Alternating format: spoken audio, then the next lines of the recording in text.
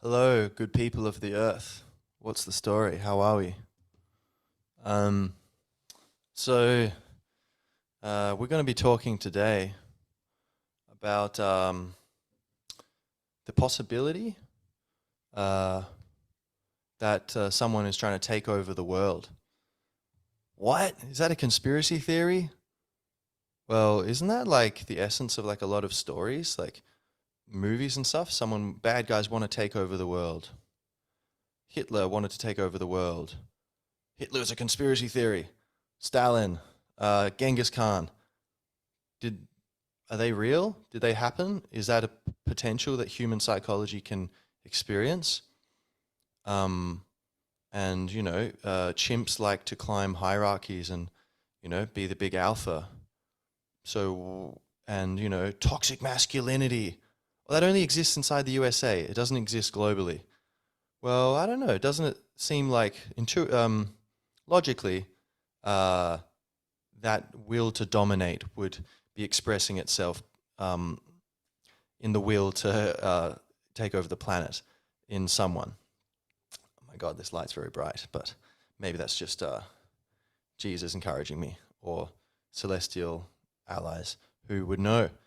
So um, I'm going to make the case here in a nutshell. I'm going to give a lot of details and go into it, but I'm going to make the case that we all should stop worrying about being called conspiracy theorists, whatever that means, um, and start, basically acting as if, just to be safe. Like, I don't know if anyone's trying to take over the world. I don't know if billionaires are trying to secretly take over the world while making it look like nothing's happening.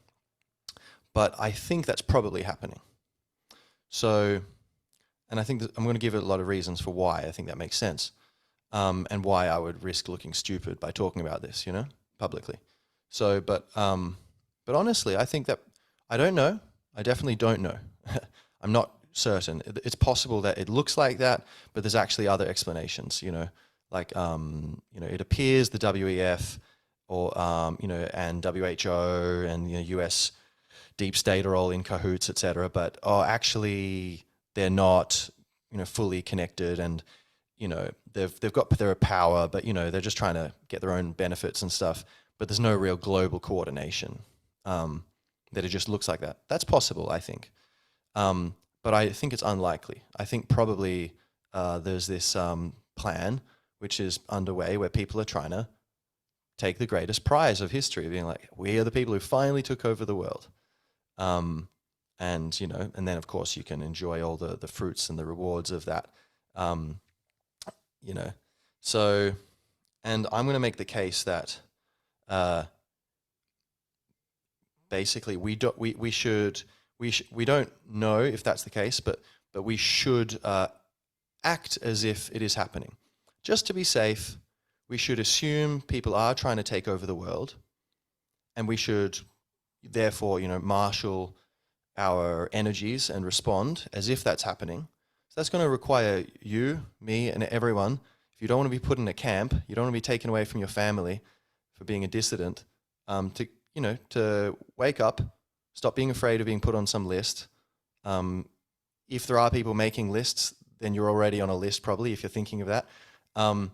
And to not worry, about being called, names or if it's taboo to be questioning things these days. But just, peacefully, look, violence as self-defense is totally legitimate. Everyone agrees, well, except extreme pacifists. But I think wise people, I don't know, I would think like, yeah, violence should definitely not be uh, something we're trying to go for. But I think a self-defense, definitely, I feel violence is absolutely appropriate. Defend your family or something, or defend yourself, punch back, or snakes trying to eat your child, kill the snake, But peaceful power, standing up. And all we really need, if this is happening, I think all we really need is just people to wake up, get on, figure, things out, get enough information, and then just kind of basically, sign a few papers here and there. But basically, very peaceful, easily done. But in a nutshell, all right, I promised the nutshell. we should act as if, we should assume, just to be safe, that nefarious forces are trying to take our rights and usurp democracy, and create a global police state, more or less like a global version of China. So fascism, right? Capitalism, but the government has complete control and they can, take away your business, or they can put you in a jail or kill you whenever they want. And they're above the law, those politically connected.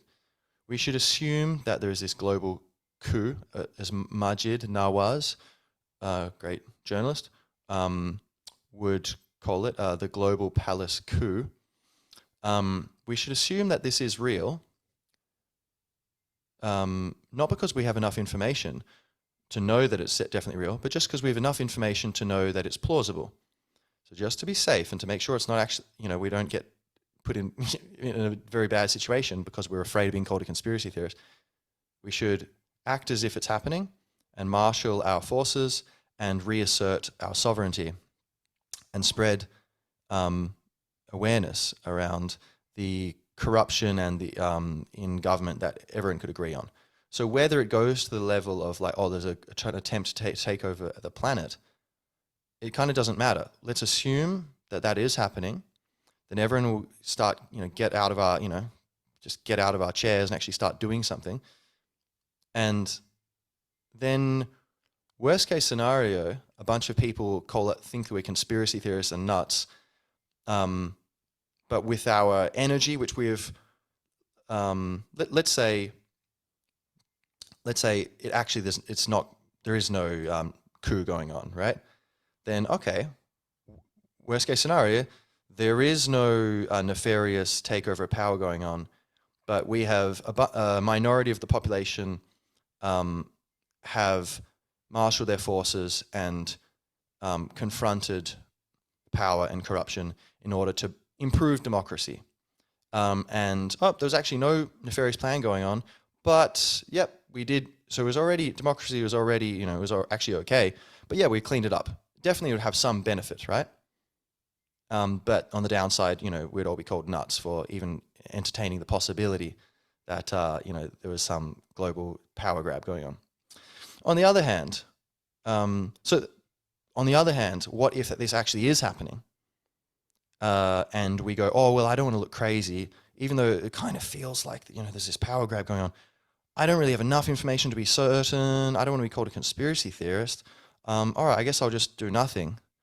And then, lo and behold, the very impulse which took a very educated country like Germany in the 30s, who elected Hitler, and it turns into this dystopian totalitarian state, or which took, Russia, turned it into the train wreck, the chain of prison camps, the Gulag Archipelago, or Maoist China, or Pol Pot's Cambodia, incredibly educated society, the most advanced society in Asia, now one of the most backward, although spiritually advanced, I'd say. They're all very beautiful, peaceful people. But Genghis Khan, the Roman Empire just, the Celtic apocalypse, as Dan Carlin calls it, the invasion of Gaul. Throughout history, there have been atrocities where, we otherize people and we try to get what we can. And you look at chimps, they just, they're very, human-like with their group.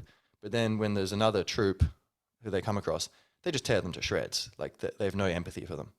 And I think human psychology in general, we're beyond that. But definitely there's a minority of us who are not beyond that and who will otherize and try to dominate.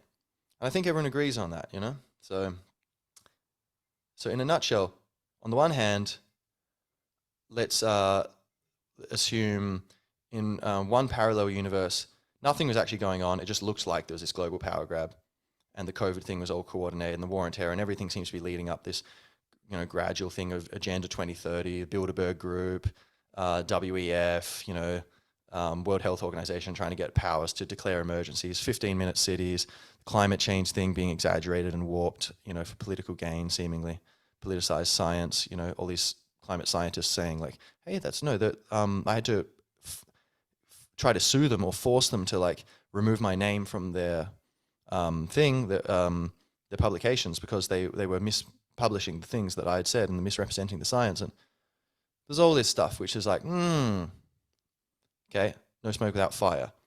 So, but let's say one parallel universe A, nothing's going on, but it looks like there's a global power grab, and people risk, they take the risk of, well, it sure looks like this is global power grab, so we're going to get organized and resist it. And they do that, and they find there's actually Wizard of Oz. There's no enemy. There's no Sauron. Okay. Well, at least we got really organized and got ourselves in order, and we all got fit and started doing push-ups and learning martial arts or and reading books and learning about, how to help make the, society function and trying to heal the world inside ourselves and cleanse ourselves spiritually so that we could uplift the planet. And turns out we didn't need to do that. Although maybe we did actually. Maybe this is, this is good. Now, democracy actually wasn't in mortal peril, but it's healthier. Okay. Oh, but we got cold conspiracy theorists. We got cold some names. Even though we were telling people, hey, I'm not certain that there's a global palace coup going on, but I just think it's plausible. So we should act as if it is happening just to be safe. If you're like, oh, is that a hose next to, 10 feet from my baby, or is that a snake? Well, I'm not sure it's a snake. I better do nothing. Don't want to be called a conspiracy theorist. Or you go, let's just be careful. I'm just going to run over to my baby, So that's parallel universe A, right? Seems like in that universe, if that is what's happening, which is what most people are saying, a lot of people are saying anyway, nothing's happening, everything's fine. Okay, then it still makes sense just to be careful to, let's say, the worst case scenario is we still do some benefit. Now, parallel universe B, which we could be in, and I think we probably are in, there is a global palace coup going on, and that instinct to dominate and the lust for power and wealth and, masochism, dark tetrad, psychopathy, Machiavellianism, masochism, and whatever the other one is, some other ism. That these dark personality forces are actually causing a global takeover of power, and they're being very subtle about it, because that's the most effective way to do it, right? Parallel universe B, that actually is happening, and we take action against it. Obviously, that would be the good thing to do. But let's say, what other people are arguing, let's just do nothing. Hey, don't be a conspiracy theorist. Just presume that's not happening. We don't have enough evidence. Listening to that line of reasoning, if we actually are in parallel universe B, the worst case scenario is horrifying. We all end up in prison camps. And, the flower of the potential of rising consciousness on this planet, the ability to see ourselves as a branch of the tree of life, becoming aware that it is also the tree, and to allow the universe to become conscious through us, and to fulfill our destiny as the flower on the plant, and to bring this beautiful world that we all, I think deep down we all believe is possible, or we once did at least. So on one side, if we do what I'm suggesting and we act as if this is happening just to be safe, worst case scenario, we do some good, but maybe we look a bit crazy to some people. On the other side, the other fork in the road is either we save civilization and we save love, or maybe that's the wrong way to phrase it. Let's put it in this dichotomy. On the one side, if we, okay, how to phrase this simply? If we do what I'm saying, if we're in parallel universe A, we do a bunch of good, and we get called conspiracy theorists. But yeah, we made some benefit anyway. Or if it's parallel universe B, we actually thank God these people were awake enough to protect us. That was almost like just a tragedy beyond tragedies. The worst thing that's ever happened to you. And so we prevent that, and it's a heroic triumph of love and goodness. all right, now let's say what someone who would argue against me say, oh my God, Jamie, how can you be talking about this? You're crazy. All right, if we're in parallel universe A, then they're saying you should do nothing about it. And actually it turns out, yeah, there is nothing going on, nothing nefarious globally. It's just a bunch of, there's some profit-hungry stuff going on, a bit of madness here and there, WEF, Billionaires Club, trying to get some more power, but nothing planetary, And, all right, well, we don't galvanize a movement against that. And so it's kind of just business as usual, things slowly seeming to decline. Maybe some things are improving, but a lot of things seeming to get pretty messy and, institutions, engaging in conflict. But more or less, if it's parallel universe A, it's like, all right, well, there's nothing really happens, nothing much. It's kind of business as usual. But if it's parallel universe B, we do nothing while our democracy is taken away, our rights taken away, and unimaginable cruelties and injustices unfold. And the shame of letting freedom slip from our hands, like a child being yanked away, and we lose touch with that little hand. Freedom is at present seemingly vulnerable. So what do you think? What makes more sense? Going like, well, just to be safe. So yeah, let's do it. Let's think in terms of avoiding problems. Just to be safe, I better avoid being called a conspiracy theorist.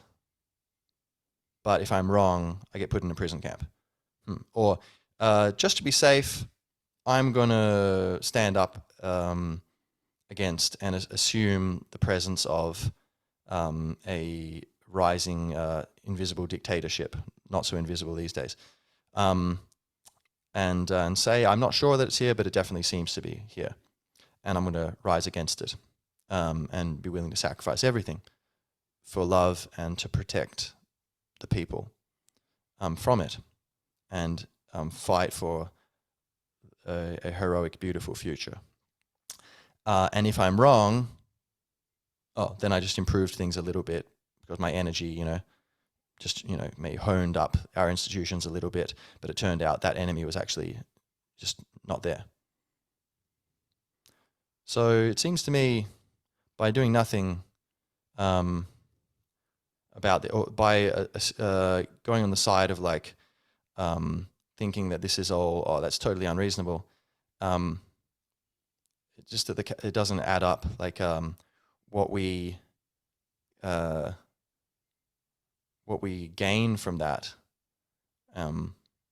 is so much less than what we gain from actually assuming the presence of this evil. And so it's difficult because, we don't know what's actually going on. I don't know how much of this is, to what extent there's this kind of power play going on. But I think this is an interesting idea, and I'm doing my best to articulate it clearly, but I'm struggling a bit. But I hope you can feel what I'm trying to say, which is like, it's kind of a beautiful thing. We can have the best of both worlds. We can have our cake and eat it too. We just say, look, I don't know. I think there's this false dichotomy. You have to say the Illuminati are real and they're trying to take over the planet in order to stand up and defend against it. But then you run the risk of being called a conspiracy theorist, and you deep down you're not actually totally certain maybe, and so you feel weird about that. Or on the other hand, you're like, well, I don't have enough information to know that, so I'm just going to say, no, that's ridiculous. That's not happening. That's kind of conspiratorial thinking, and let's avoid that. And I want to be taken seriously by my colleagues and whatever. And so, but there's kind of this, divide there. But there's a middle way, which is just to say, hey, I don't know. I don't know.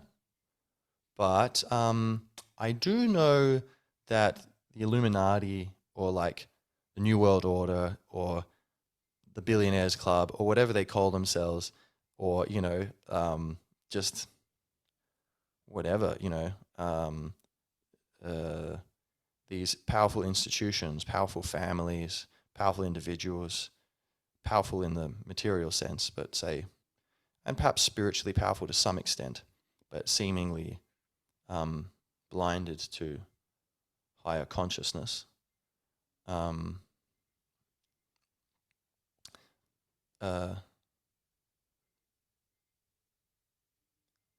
Saying I don't know if they are trying to take over the planet, but it seems I do know that it's plausible. That I could see if it turned out that oh yeah, by the way, this is actually real. Like say you die and you go to heaven, and it's like oh, this is actually happening. You're like, oh yeah, that makes sense. You know, but oh yeah, I could see how that makes sense. Yeah, because the COVID thing, the war on terror, and things. Okay, weapons of mass destruction. They went there. Oh, Gaddafi wants to bring the Africa into like a away from the US petrodollar and trade in have a gold-backed dinar, get off and currency and or Saddam Hussein wants to trade oil in euros or whatever, or your man in Romania wants to do the same thing or in their own currency, and these people just get overthrown and interesting, and you could see that like I can see how that makes sense. Retrospect, in hindsight, it makes sense. So, in summary, I think, tell me, am I wrong, or is it not true that you know that a global coup d'etat by forces unknown, but definitely backed by certain billionaires, not all billionaires, right? Like some billionaires are just doing whatever they're doing, it seems. But that a group of very, very powerful people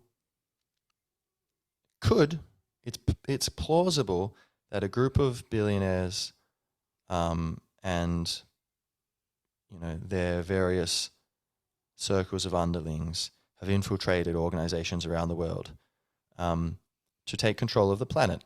And that would mean the vast majority, if that is happening, so let's say that, right? Am I wrong? Or I think that that's plausible based on human psychology and history and recent history. I think you also would agree that we don't know that it's happening for sure, but I think we can agree it's plausible. So if it's plausible, isn't it like incredibly dangerous to just be deterred by the slur of conspiracy theorist or whatever, and kind of go, oh well, I'm just gonna mind my own business and not think about this? It's like, shouldn't we be looking this up and researching things and trying to check just to be careful, like that? What if? And how much are you doing that? I think I could be doing that a lot more. I'd say my brother helped push me more towards looking into this, so I'm thankful to him for that. Shout out to Mark, the powerful Marcus Aurelius. And many other people, podcasts, people would be pushing things. I'm like, oh no, I feel a bit uncomfortable. I don't know if this person's kind of off their rocket. But then you kind of think about it, like, yeah, I guess it does make sense. And then, wait a minute, why am I so tense about this? Why don't I just look into it? So I think, are you afraid that there'll be a slippery slope, and if you look into it, you'll get tricked, even though you'll be presented with things that aren't true, but you'll think they're true, and you'll turn into some crazy person? Because if so, does that not show that you don't trust your powers of logical deduction and judgment? And if so, then how the hell do you know that your current opinions are valid if you don't trust yourself? You could easily just be tricked right now. So logically, if you zoom out and just take a breath and look at the pieces and the implications of this means that and that means this, and is it not clear that the safest, most non-conspiracy theorist thing to do, the most logical, level-headed thing to do, is to actually take a good look at the evidence in favor of the possibility that there is a takeover of the world underway, and read people who I'll go into soon here, and listen to them who are detailing the possible evidence for this, and just to check it out, and while we're doing that, to just do the best we can to kind of try to ensure freedom is re-anchored. Because, these things can get taken away very easily if we're not very careful. It's happened time and again throughout history. And so, yeah, this is a warm welcoming of you to what we could call the light side of history, and you know the struggle for the sweetness to triumph, and goodness, and just like whatever you want, fill in the blank. Every virtue, whatever way you see it, we all see things a bit different, but whether it's productivity or it's creativity or it's self-expression or it's justice or it's beauty or it's understanding or wisdom or fairness or equality or togetherness and community and diversity, inclusivity,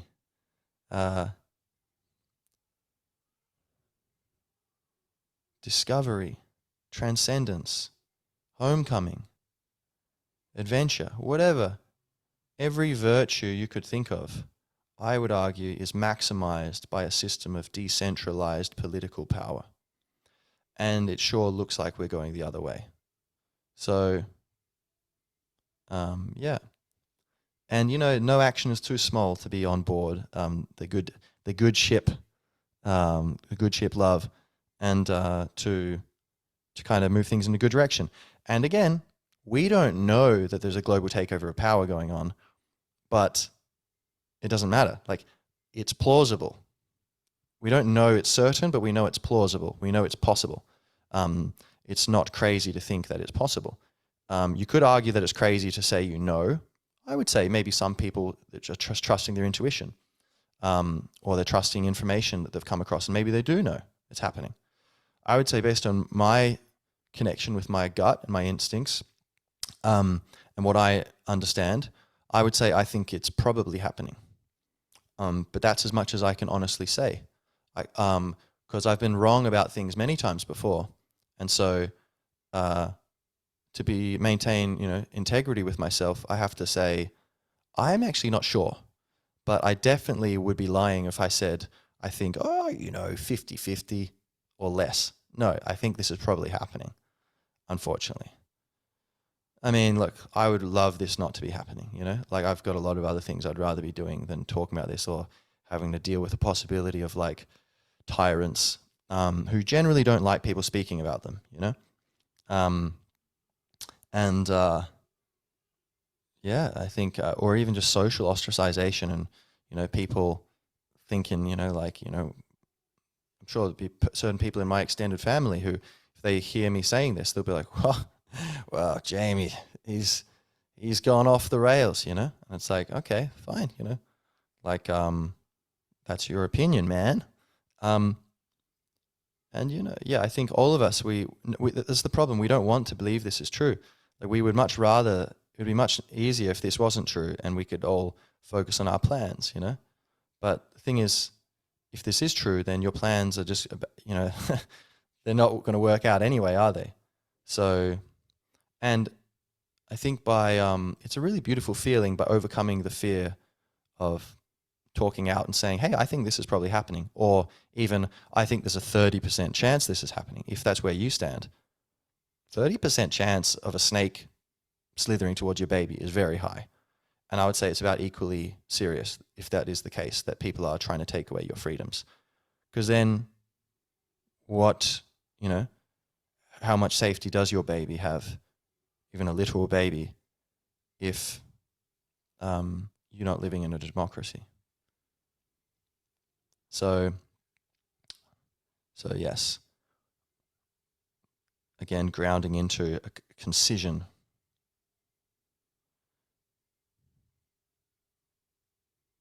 It is plausible. It sure looks like there is a global power grab going on. By assuming this is happening and gathering our strength and actually rallying people to this, saying, this seems to be happening, let's go and just take the steps that will counteract it. Worst case scenario, we do some mild benefit to society, maybe even really significant benefit. But it turns out that actually we were wrong, and we just have to eat humble pie and go, okay, look, it looks like it, but we said we didn't say we knew. All along we said, it just seems like it. That's the worst case scenario. We eat some humble pie and we can say, hey, look, but we made some progress anyway. We did some good, got people involved in politics, organized people had a sense of community, refined our values, etc.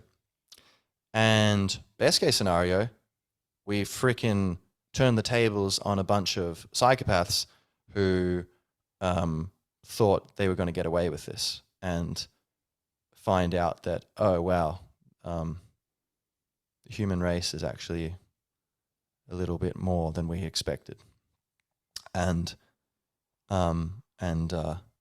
love actually is more powerful than fear or hatred. Ultimately, there are no enemies. Like we're all one, and we're all branches on the same great tree. But when one branch, there's a limit to this metaphor, but it's not right to let people crush the beauty of the world. And so if we need, steps must be taken. Self-defense, one branch is trying to chop off another branch. Where did you get a saw? You're just a branch. How did you get, this is incredible. I've never seen a branch holding a saw, but nonetheless, hey, you and a few surrounding branches get together and you saw off that branch before it can saw off anymore. Or you persuade it to drop the saw. Whatever quirky metaphor floats your boat. In the real world, what this means is, we need to defend fairness and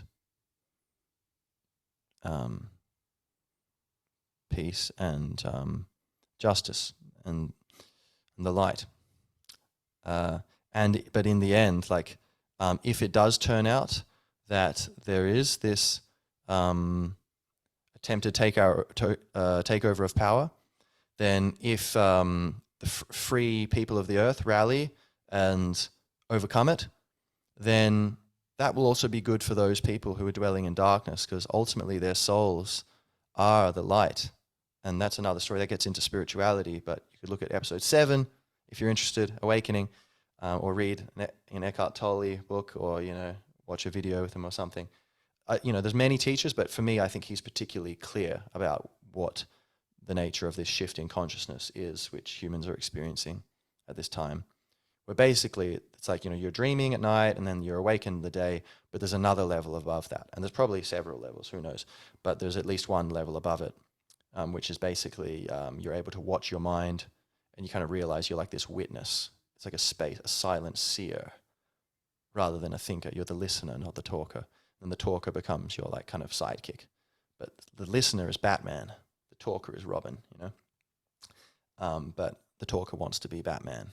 Imagine, Robin's got Batman tied up and he's wearing Batman's clothes. That's what your mind is trying to do to you. Anyway, but, that's what these, anyone involved in darkness, it's actually their soul is actually benefited by this too. And, if people have broken the law, then, laws must be upheld. And, if people need to go to prison or whatever, needs to happen for justice to be served, and that will be done. But it shouldn't be from a spirit of punishing. It should be from a spirit of just rectifying the balance, deterring, deterring future wrongdoing, etc. Just from the point of view of justice, and with a seasoning of mercy. For the quality of mercy be not strained. So, and then if, say this is happening, another possibility is this is happening and we rally our defenses and yet they're too powerful and we all get squashed and, totalitarianism sweeps the planet, and the whole planet for the first time ever that we're aware of, at least, is under a global dictatorship. Then we could say, at least we tried. At least we weren't shitting our pants being worried that our nanny was going to call us a conspiracy theorist. So happy days. We we died in our feet rather than living on our knees. And I actually feel like a lot of people are actually cluing onto this, and so actually, what I believe is happening is there is a global coup which has been attempted, and seemingly for decades this has been underway. By the way, it wasn't like they woke up on a Tuesday and were like, "Hey, this Big Bang was on a Tuesday. Why don't we take over the world? Have another Big Bang?" No, that this is a long-running plan. And what would you do if you were some billionaire hanging out with a bunch of billionaires, and if you had some dark energy swirling around you, maybe you'd be like, "Hey, guys, do you kind of feel like taking over the planet, or letting our grandchildren, kind of take over the planet?" I was thinking the same thing. Great minds think alike. Let's do it. And I think that this probably is what's in motion, and yet they've miscalculated because they're detached from love. The fact that you would do that and be willing to cause all the damage that has been caused in recent years by these policies, which some people would argue are just an accident, but it certainly seems rather coincidentally genocidal and totalitarian and weakening of democracy.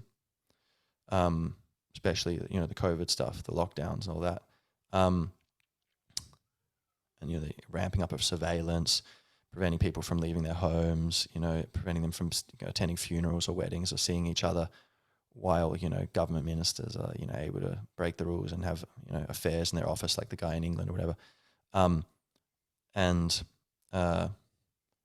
people being forced to take a experimental medical product against their will. Or being like, you can't work. It's like, there's a lot of people who, if you take away their job, then you're taking away food from their children. Like, they don't have a backup plan. And so a lot of people were forced. You could say, oh, they chose to. It was just their job. It's like, well, actually, they, try explaining that to your in-laws. Well, I know the baby and, your daughter don't have food, but it's right. It's for the benefit of humanity. But you take that thing and you get back to work. It's very difficult to take a stand, and the way we can take a stand is together. Humans, we're social creatures because that has always been our strength.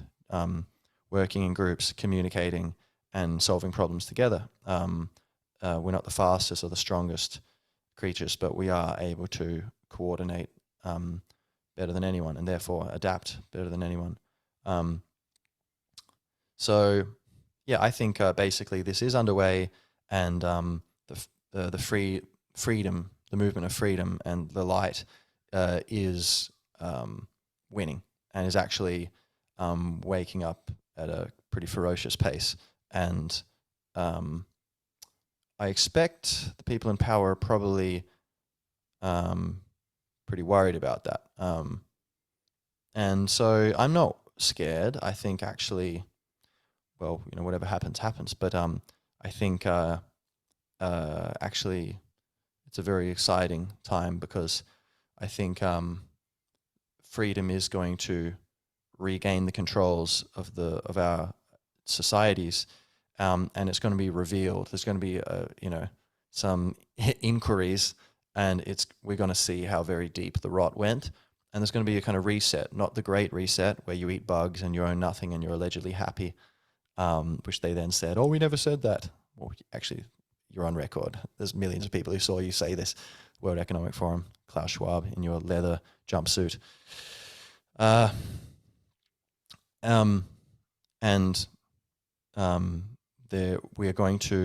going to be brighter than it's been probably in our whole lifetimes.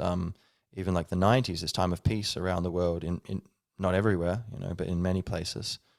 But I think a kind of global peace, I think, is on the cards for we're going to realize with all this communications technology, whereby we can see people all around the world and see how similar we are, and that, and we can translate what each other is saying. We can understand our points of view.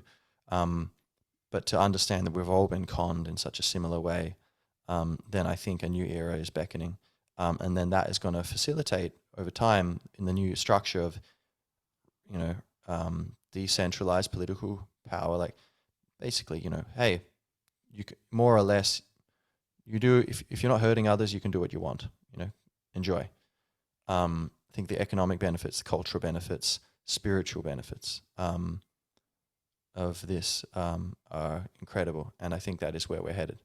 So, so let's talk about some of the details of, by the way, before I give some of the details of why I think this is plausible, maybe you're like, maybe I missed the memo, but why does he think this is happening? I will just mention that I'm going to put this in the notes for this, the description for this podcast. But there is a thing like weareready.world. It's like basically an event which is I've just found out about through Majid Nawaz's social media stuff. Basically, it's not a protest. It's not trying to get the people in power to listen to us. It's basically a show of numbers, unity, strength, and readiness.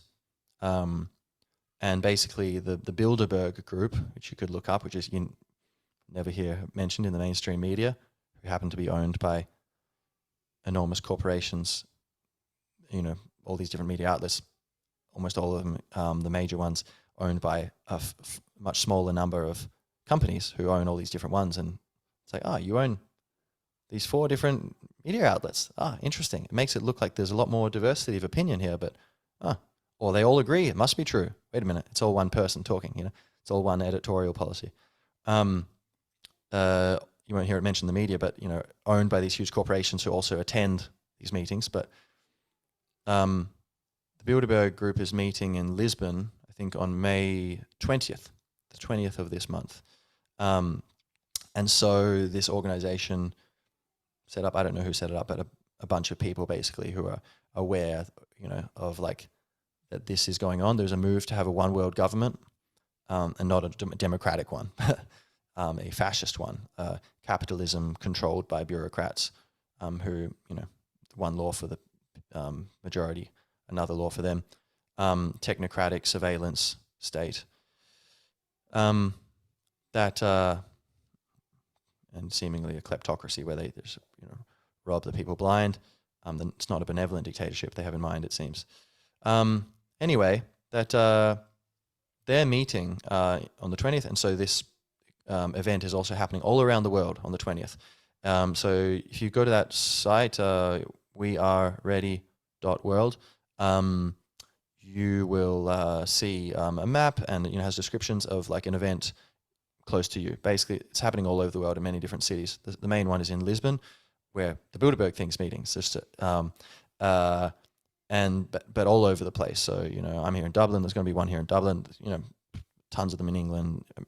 All over the world, everywhere, basically. It seems. And so why not just go there and just stand there and just listen to people and see what's going on? Maybe talk to someone, see what's going on, and maybe if they say something, you can respond and maybe clarify it. Maybe you'll help them. Maybe you'll influence them, their opinion, or maybe they'll influence you. And maybe you'll just agree and you go, oh, cool, right, all right, that's good.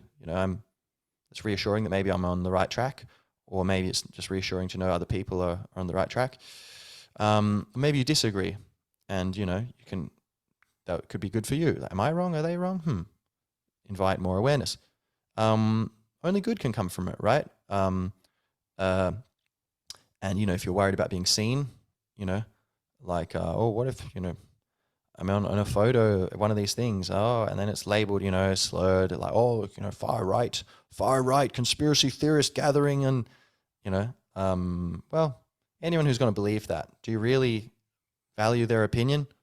And if they're not willing to have faith in you and go, oh no, he's not a crazy person, or she's not a crazy person, then again, like, does their opinion matter? So anyway, I'd encourage you to go, spread the word about that. Go to that and spread the word. Just as like, just as a way of showing, rallying numbers. Because again, maybe nothing's happening in the world. Maybe this is just like there's a bunch of people looking for profit here and there, but there's no global takeover going on. Well, if that is the case, it's not like we're going to cause a big problem by getting together and talking about freedom, right?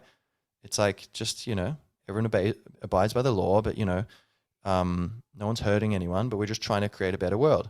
Great. But if it is happening, then, oh man, this is like essential. You need to do this, right? So yeah, let's do that, shall we? And, I'm sure there'll be many other events, going forward, but this is just the one that happens to be on the agenda, like I know about coming up right away. So yeah, that would be a cool thing to do, I would say. And, the people trying to pull this off, if there's some ungodly number of human beings on the streets talking about hey, they're trying to make a one world government, is going to get to the point where it's very hard for even like media who are controlled by people who are attending the Bilderberg group to not talk about it.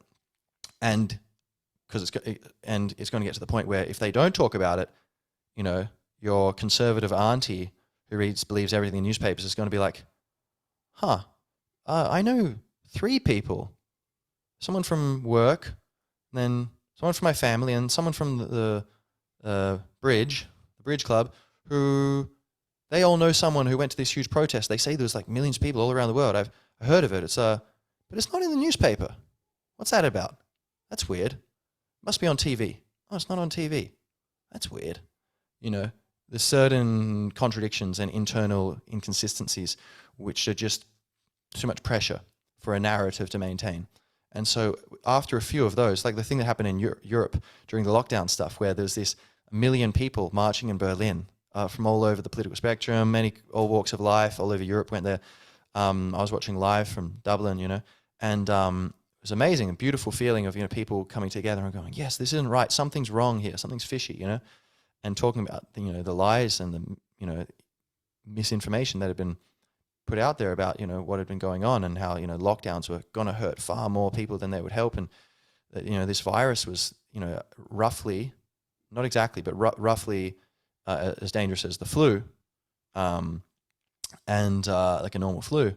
And yet it was, and that never caused us to shut down society and suspend democratic freedoms and all this, or just freedoms, and not consulting the public in a democratic process about whether we want to continue after 2 weeks of quote unquote flattening the curve. Anyway, this huge march wasn't mentioned like anywhere. It was like that I'm aware of, and I've heard many people say that like it was just media blackout. No one talked about it, or they say, oh, there was like a few hundred people or a few thousand people. It's like, there was like hundreds of thousands or 1 million people, seemingly 1 million people.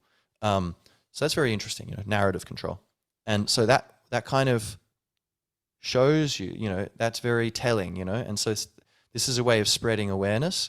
And at the end of the day, all we need is awareness. We need enough people. We don't need most people. We just need a big minority. So a large minority of people to be very aware of what's going on.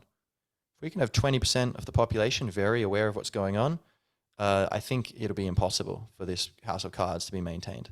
And there's probably going to be a bunch of mid-level people in these institutions who they're not part of the grand plan. They're just playing their role for their own benefit. They're being, carrot and the stick controlled by someone above them, who are going to start to change side and go, and it's going to fall from underneath them. They're going to be like, oh yeah, I don't want to go to jail.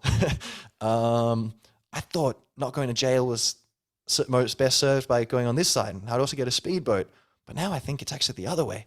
Long live the people. You're going to have this kind of shift going on, and it's going to get increasingly difficult for these people, puppet masters, to kind of pull this thing off.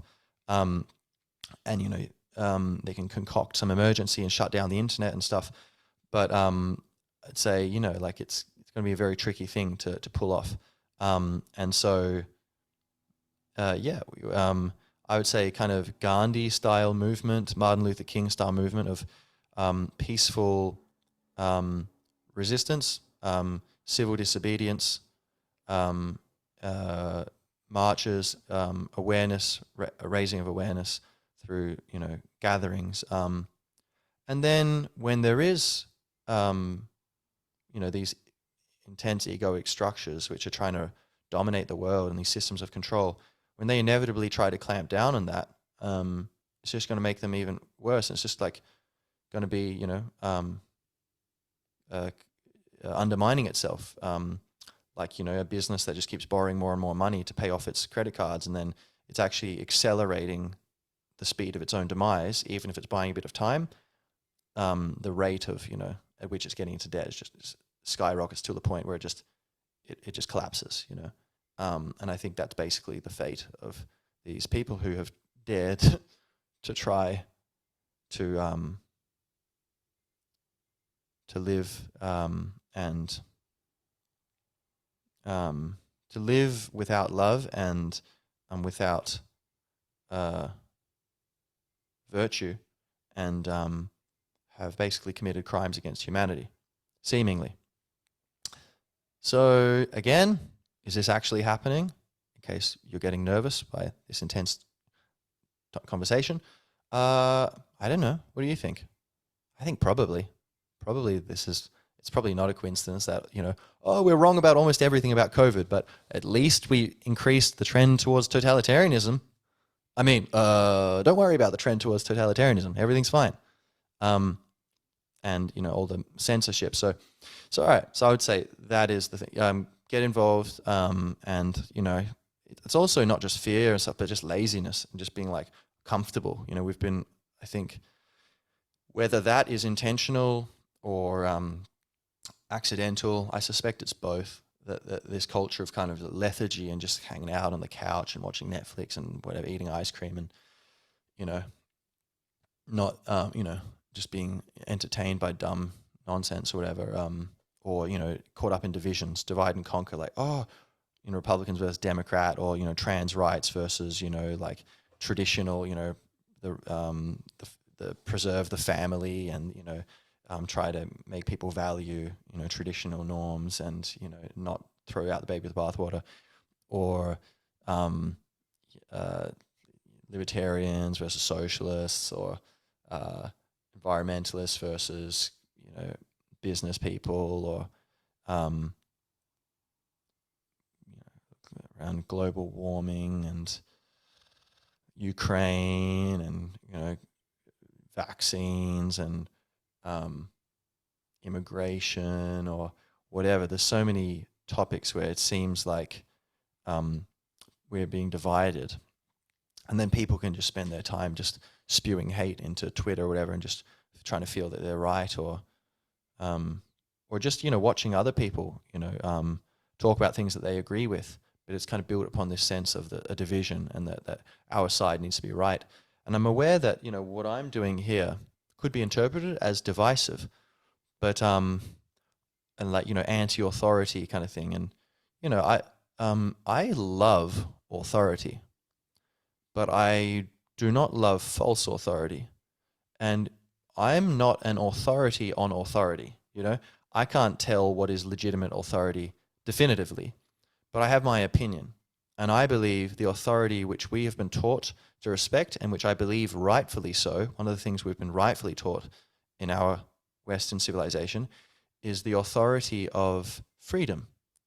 And that manifests as a decentralized organic network of activity, whether it's economically through buying and selling, the free market, or it's culture through science, or culture through, the market and publishing and lack of censorship, which obviously social media has been full of censorship recently, and many, cancel culture, which is basically a censorship, or whether it's, technologically, and kind of in terms of, you could say academia, through just, the scientific method, and, you test something out and you're able to say what you want, and other people, if they replicate it, if it makes sense, then, it starts to grow in belief. These are decentralized systems based upon freedom. And so I'm giving my voice, you give your voice, everyone gives their voice, and we listen, and that is authority. The authority, what is true will rise to the top. So I think, there's a lot of good people in government, a lot of good people, there's a lot of good billionaires, I'm sure. I think there's good people everywhere, and I think deep down everyone's good, I think the mind is the problem. Like everyone's heart is good. Everyone has a soul, or not has a soul. Everyone is a soul. Everyone is consciousness. Everyone is the universe. There's only one of us, actually. I mean, it's like there's only one tree, but there's many branches. So is it one or many? Well, actually, it's both, So you're a branch, I'm a branch, but we're the tree, And so, I don't hate the other branches because I am the other branches. I'm the tree, Not in terms of Jamie. Jamie is not everyone, but the soul or the spirit or the universe, cosmos, life, love, the ineffable, the unspeakable, the presence, reality, the now. This is everyone. We are all one. The oneness, the light.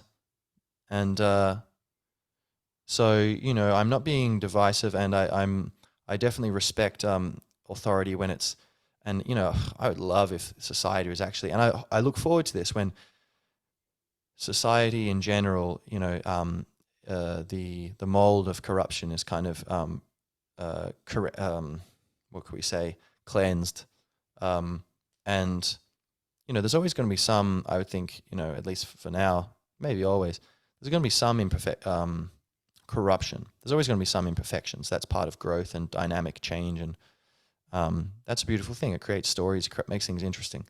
You need diversity and polarity and good and bad and yin and yang, everything going back and forth. Otherwise, everything would just be this motionless, thing. But and there's many people, there's many individuals I consider authorities on certain topics, and I pay attention to what they say, and maybe if it's something that seems a bit like little maybe on the edge, I'll go look it up, or I'll check it with try to see if I can prove it wrong, or I'll check it with other sources and stuff. But there's individuals who I respect as authorities. There are institutions and groups who I think, are authorities. Again, there'll be points where I generally try to question everything. And so I don't think there's any group where I wouldn't be at least sometimes questioning what they're doing and looking up and seeing if they got something wrong, or if even they're not as honest as I thought, But error, like making mistakes, is very easy. And even, the mistake of not being honest, that happens less, I would say, but, still it can affect almost everyone. So, but there are individuals, there are institutions, there are, through time, through history, there are governments I respect, in which I would, love to give my allegiance, and, but unfortunately where we are, it seems like there's, we're at the kind of tail end of a very, significant decline in the vitality of the institutions and the culture of freedom. And that's been happening in general, but it's like a seesaw thing where as I guess the institutional rigor of freedom has been declining, on the other side, ascending has been the awareness of the need among a small group of people, minority as currently, the awareness for the need of a cultural revival around freedom, in order to, kind of reset the institutions. And, it's like you imagine you have a mechanic with his hands and his, consciousness. He goes in, looks at the car, and he sets things in order, and then he lets the machine work, and it goes on, and then the machine kind of starts to, things happen, things start to loosen, things snap, or things get dirty, and it's not quite working right anymore. The automatic system now needs manual intervention again. The consciousness of the mechanic, pulls up the bonnet and looks at it and fiddles around and stuff. And that's what, culture is doing to institutions every now and then through history, and so that's what we're kind of doing here. We're trying to reset freedom, and it's been able to be taken away from us partly because naturally, I think, over time, we kind of grow sleepy. Just like you have sleep and wake cycles. I think that happens through history as well. Where, say, there's this cool like kind of little quote. It's like, strong men make good times make weak men make hard times make strong men. And I'd say that's actually pretty fair. And you might say, hey, why just men? But I'd say that actually is the role of men. One of the things men have to offer. Look at the animal kingdom, but in the human world too. How many women were in the armies in World War I and World War II and throughout history? Some, but mostly this is a male enterprise and you could say that it's a problem, and definitely warfare is a problem. And a lot of the time people are going in and being not just unreasonable, but ethically bankrupt and violating freedom through military force. But on the other side, there have been all the generations of men who are just sacrificing their lives to protect, their people, the women and the children and the other, the society in general, the culture, the other men or whatever, their parents, and so I would say that the force which confronts tyranny and which confronts predation and threats is mostly male. It's masculine for sure. There are some more masculine women who have a fierceness in them, say in ancient Ireland or even into medieval period, Grania Whale, right? Grace O'Malley. There's a long tradition of warriors, fierce warriors, warrioresses, female warriors in Ireland and around the world in many places, and that's an incredible tradition. And, even the Common Ban in the Revolution 100 years ago, there was a brigade of women fighting in the Irish Revolution against the British Empire.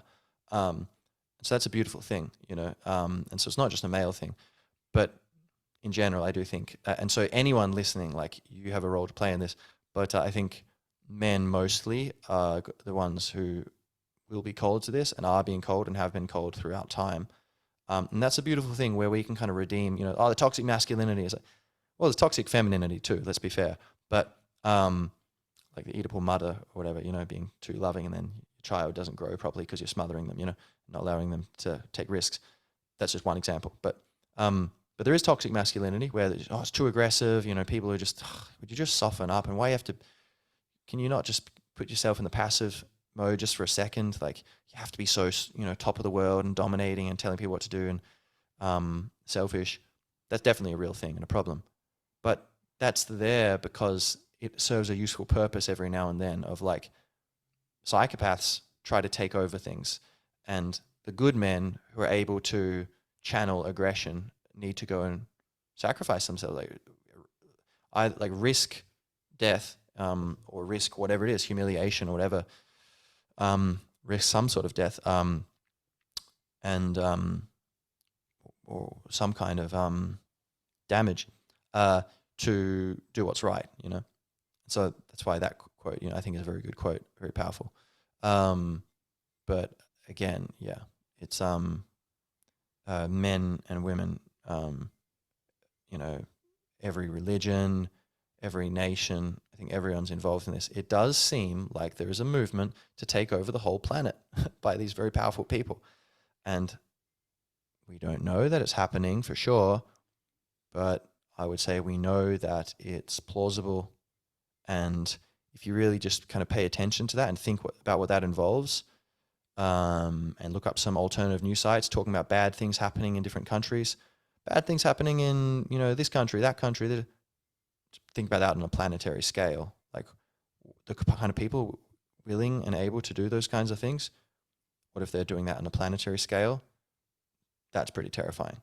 And that is a realistic prospect. And so, yeah.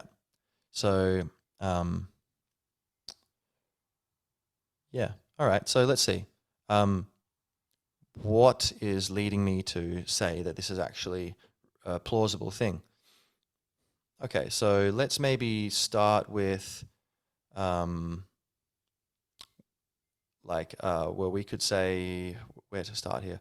I guess I'll start with the COVID stuff, because that was where it seemed like with the 9/11 stuff, right?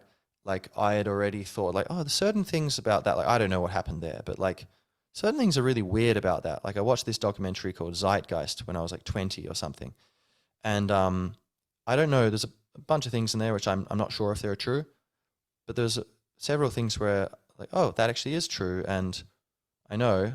I looked it up, and then but it was never mentioned in mainstream media, and I was like, so the official narrative of what happened in the 9/11 attacks, which then launched in 2001, the very early in this dawning millennium, which launched this 20 years of illegal activity by the U.S. military-industrial complex and wars, subverting freedom at home and subverting freedom overseas, and just caused, 1 million dead Iraqis at least, and over causing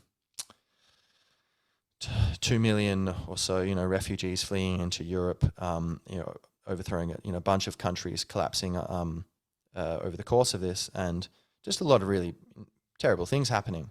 And of course, the people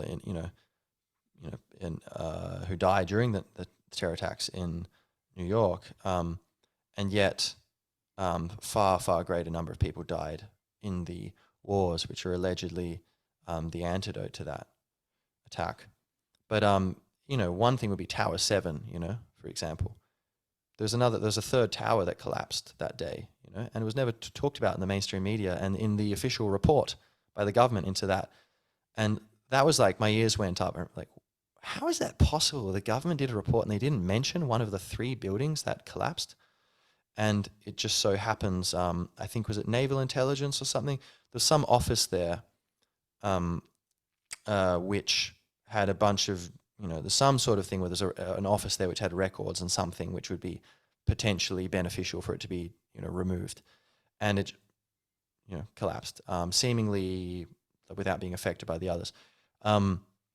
Another thing, and I won't go into the depths of details here, but just enough where basically the fact that the details of the things themselves was enough, but the main thing being that the deafening silence was the most suspicious thing of all. Like, if there was nothing here, you would naturally go to great pains to go, hey, just to be clear, don't get confused, nothing's going on here. Like, there's an explanation for this. That building was blah, blah, blah, blah. But it was just not mentioned. It's like, that seems like what you do when you're lying, when you're hiding something. So one other detail I will mention, which kind of falls in that category of how is this not talked about? This is crazy. Is the very day before 9/11. By the way, 9/11, 911, that's like the emergency number in America. So what the terrorists were like, oh yeah, let's do it on 911 to freak them out, make it the emergency number. Yeah, I've never read them mentioning that number, saying we chose 9/11 to send a signal, make them scared. It's like, I've never heard that mentioned in any Al-Qaeda thing. Was that a coincidence, is it? Ah, interesting. I don't know. Again, I don't know, but it does make you wonder whether there was some sort of shenanigans, red false flag kind of thing going on, which again has happened throughout history. Hitler burned down the Reichstag. There's evidence, it's not clear really totally, but there's some evidence that America may have allowed the Japanese to attack Pearl Harbor without stopping them early in order to give them a course to go into the war. I'm not sure about that one, but the Lusitania in World War One, where this it's seemingly there's some evidence again that maybe that's a bit stronger, that America did allow a ship to be blown up in order by the German U-boat trying to in order to allow America to enter the war. And America was a very very large German population, so it was kind of very much against the war before, but then kind of got pulled into it, or the Gulf of Tonkin incident, which started the war in Vietnam, where it's turned out we know for sure now that there was no one. They were firing into the sea. There was no one actually attacking them. It was a lie, which got the US into the war there. So that was a false flag. We also know Operation Northwards, that which is, you can look it up. The Joint Chiefs of Staff under Kennedy, they had signed this thing saying, yeah, we're going to basically kill a bunch of American citizens and blame it on the Cubans. And, they're going to blow up an airliner. They're going to set off a bomb in some shopping mall in Florida somewhere. They're going to do a bunch of things. And they were doing this, with the help of these, Cuban exiles who wanted to, retake Cuba, and also with the help of the mafia, who had lost control of the casinos when, the communists took over Cuba. And anyway, they were Operation Northwards was signed. JFK just had to sign it, and he said, "Are you people out of your minds? No, we're not doing this." And so it didn't happen. But we have it. We know that this was going to happen. They were going to do a false flag in order to give a pretext for invasion of Cuba, which they had already wanted to do beforehand. So then 9/11 is like, I mean, I don't know, but the Project for a New American Century, this think tank had said before, we would need something like, paraphrasing, we would need a new Pearl Harbor in order to justify a military expansion around the world. Basically saying look, there's no one who can compete with us militarily. We have no threats. So instead of being so let's just hang out at home and let the world blossom, they were let's take over. Now's our chance before China gets too big or whoever gets too big. But yeah, so one other piece there with the 9/11 thing before I'll just leave it. I mean, again, I don't know what's going on there, but my spidey instincts say probably it was planned by the some rogue elements of the U.S. military or military-industrial complex or deep state in order to justify militarism and imperialism and intense, incredible, staggering profits to the politically connected few, and a surveillance state and erosion of freedoms, which again has great mountains of gold for whoever controls it, and status and power.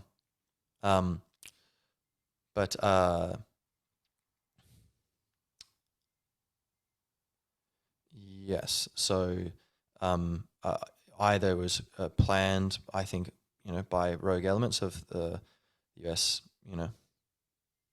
state essentially, or else it was allowed to happen by them. They saw it coming, and they maybe even encouraged it a little bit, or at least they let it happen. So I will mention two more things about this. And again, this isn't the main point here today, but this is just to make it clear, there are weird things going on with powerful people where things aren't as rosy as you might hope.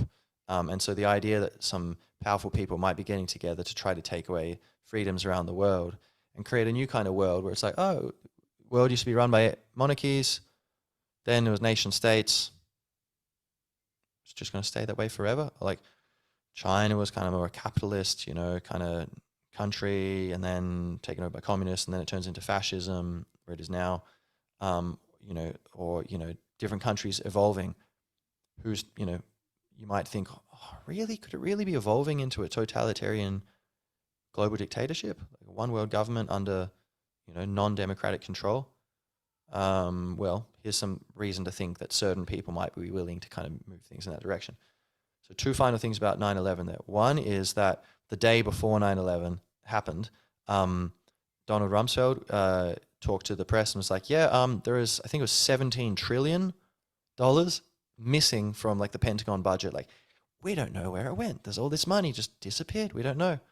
And then the next day, obviously this was all, that news totally got swept under the rug and forgotten about because of the events of 9/11. And who's going to be questioning the military and what they're doing when, we're at war now or whatever. But not just that, but the plane which allegedly crashed into the Pentagon, although there's cameras all over the Pentagon, it's a very incredibly secure site.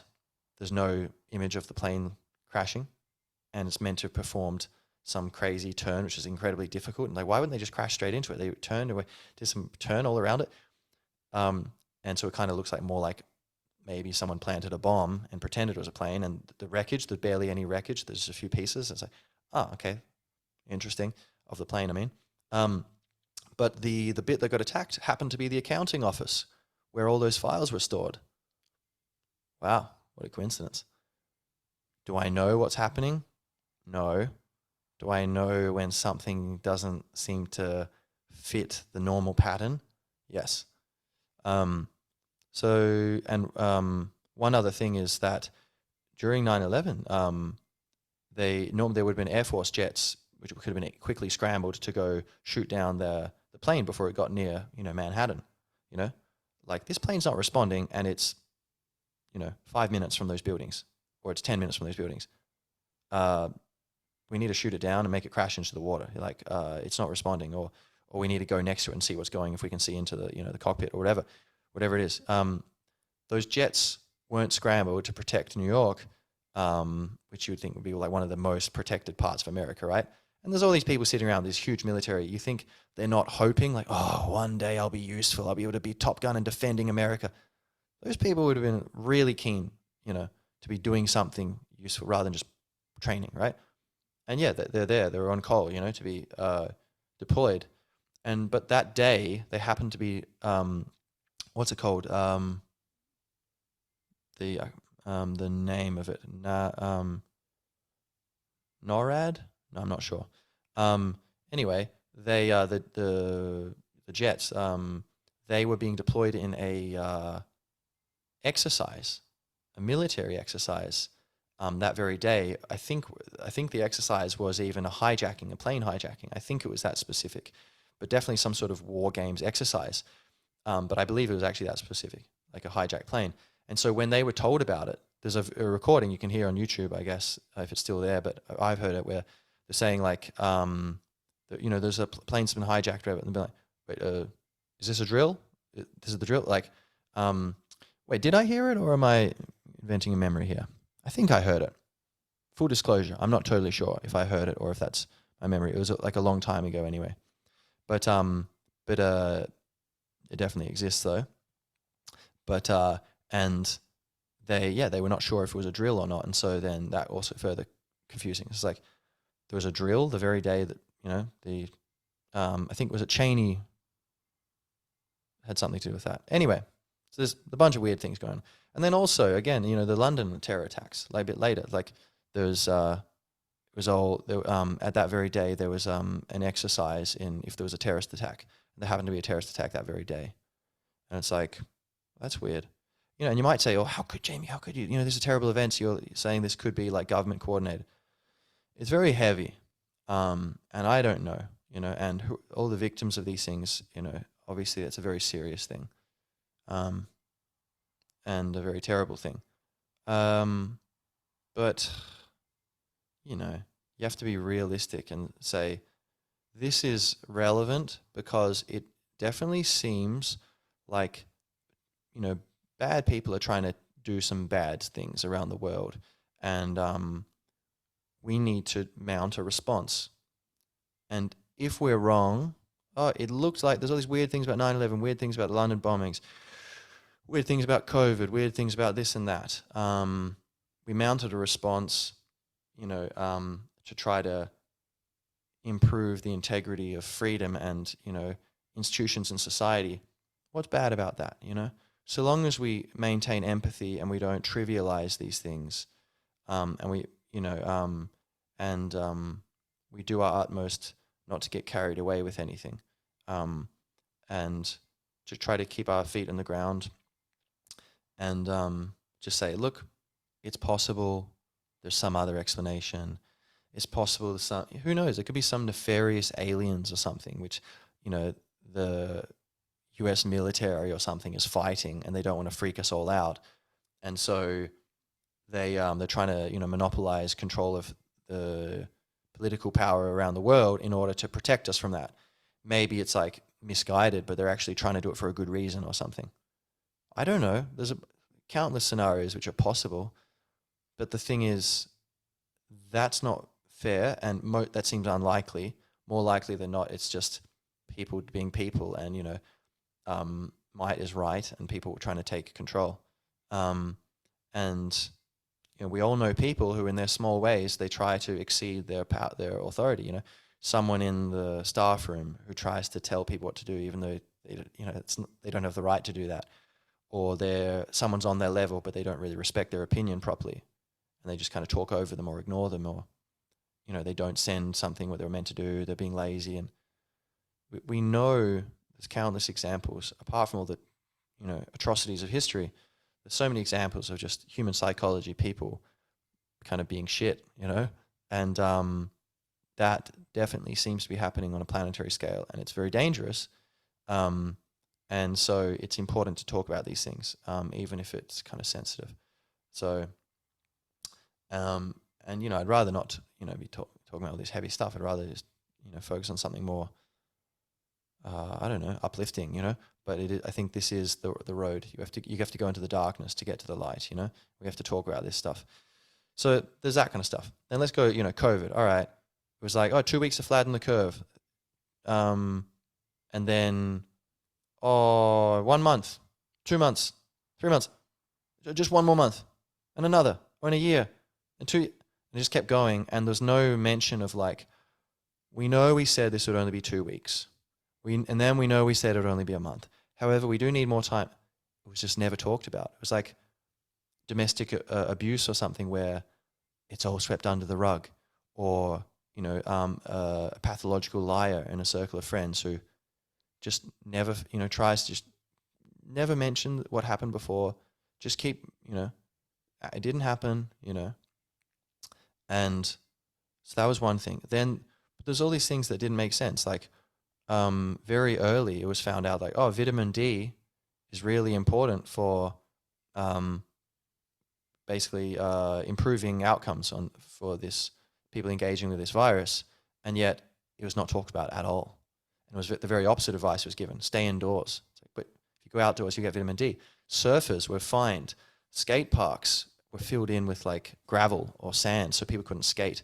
There's all the people, the state was going states all around the world in unison were going out of their way to keep people away from each other, keep them away from what would make them healthy. Like vitamin D was clearly beneficial, very cheap, everyone could be taking it, but they weren't told to be taking it. And getting yourself, this is a great, such an incredible missed opportunity for getting healthy. There's all these, chronic illnesses and obesity, people eating terrible food, sedentary lifestyle, smoking, too much screen use, staying inside too much, lack of social connection, all these problems, which this was an opportunity to be like, hey, deadly virus, you better go and be healthy. And can you imagine what would have happened if the government said that? But instead, they sided with what happens to make a lot of money for some very big companies, which is you just stay there, you use Amazon, you use Netflix, you take the pharmaceutical, which we're cooking up for you, just made like ungodly amount of money for these companies. We keep this culture of fear. Everyone's really worried and fearful, and they're all paying attention to the media who are dying, but they've got all these eyeballs and suddenly the center of attention again. And so for egoic reasons, and then also for financial reasons, they've got this power, this benefit from that. Governments getting, like think of the average person who wants to be like the leader of a country. I don't know. It doesn't seem like in general they're like got this sparkle in their eyes of like, they just want to like take care of people, or they just want to be a good person. It's like, it seems often it's more like a narcissistic sort of character, like, self-interest, kind of like, I'm better than everyone, I'm so smart, I'm going to go into politics. Or, I really would like to have some cozy relationships. I might go into politics and see, part of my career plan. And again, there's good people as well, but, who rises to the top? Who gets most of the campaign funding? Who gets to control the political parties via decades of donations? The more powerful, the more wealthy companies, or the more wealthy people. And so it's going to be very hard for institutions, even a political party, to resist the influence of money and those who have money and those who want to grow their money, whether it's ethical or not. You had what else was all around the world, this coordinated, slick marketing campaign, same slogans, masks, being told to wear masks, even though very clearly early on it was said like, oh, this doesn't make sense. And they'd already, they were never used. Masks were never used for viruses. It was for, keeping splash from, the doctors, the surgeons working on someone. They don't want, to be dribbling into the body, or breathing onto the body their bacteria, or they don't want something from the body getting into them. It was like a physical prevention. The holes inside the mask are like, it's like the size of a mosquito, compared to a wire link fence. They just go straight through there, and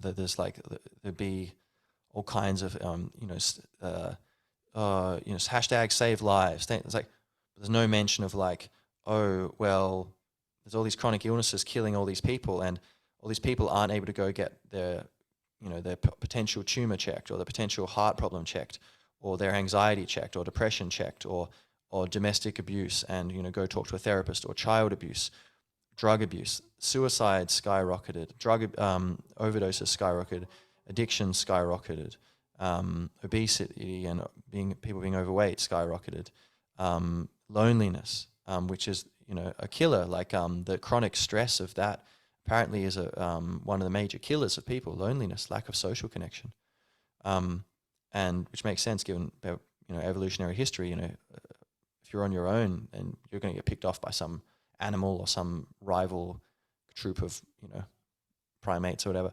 So you needed to be with the group, and so incredible stress, and it's not good for the body if you're like that for very long.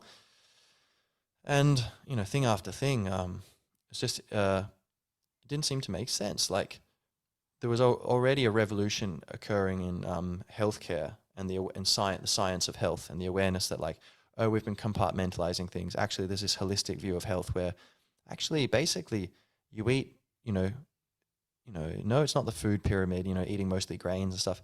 Mostly eat, natural food, especially fruit, vegetables, animal protein. Most people seem to think it seems to be good.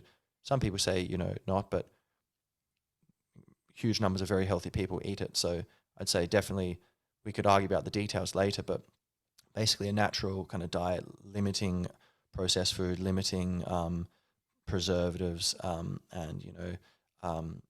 glyphosate and all these pesticides sprayed on to kill the bugs, but it's fine in your body, or GMO, which but so natural foods, natural movement, getting out there and moving, sunlight, fresh air, social connection.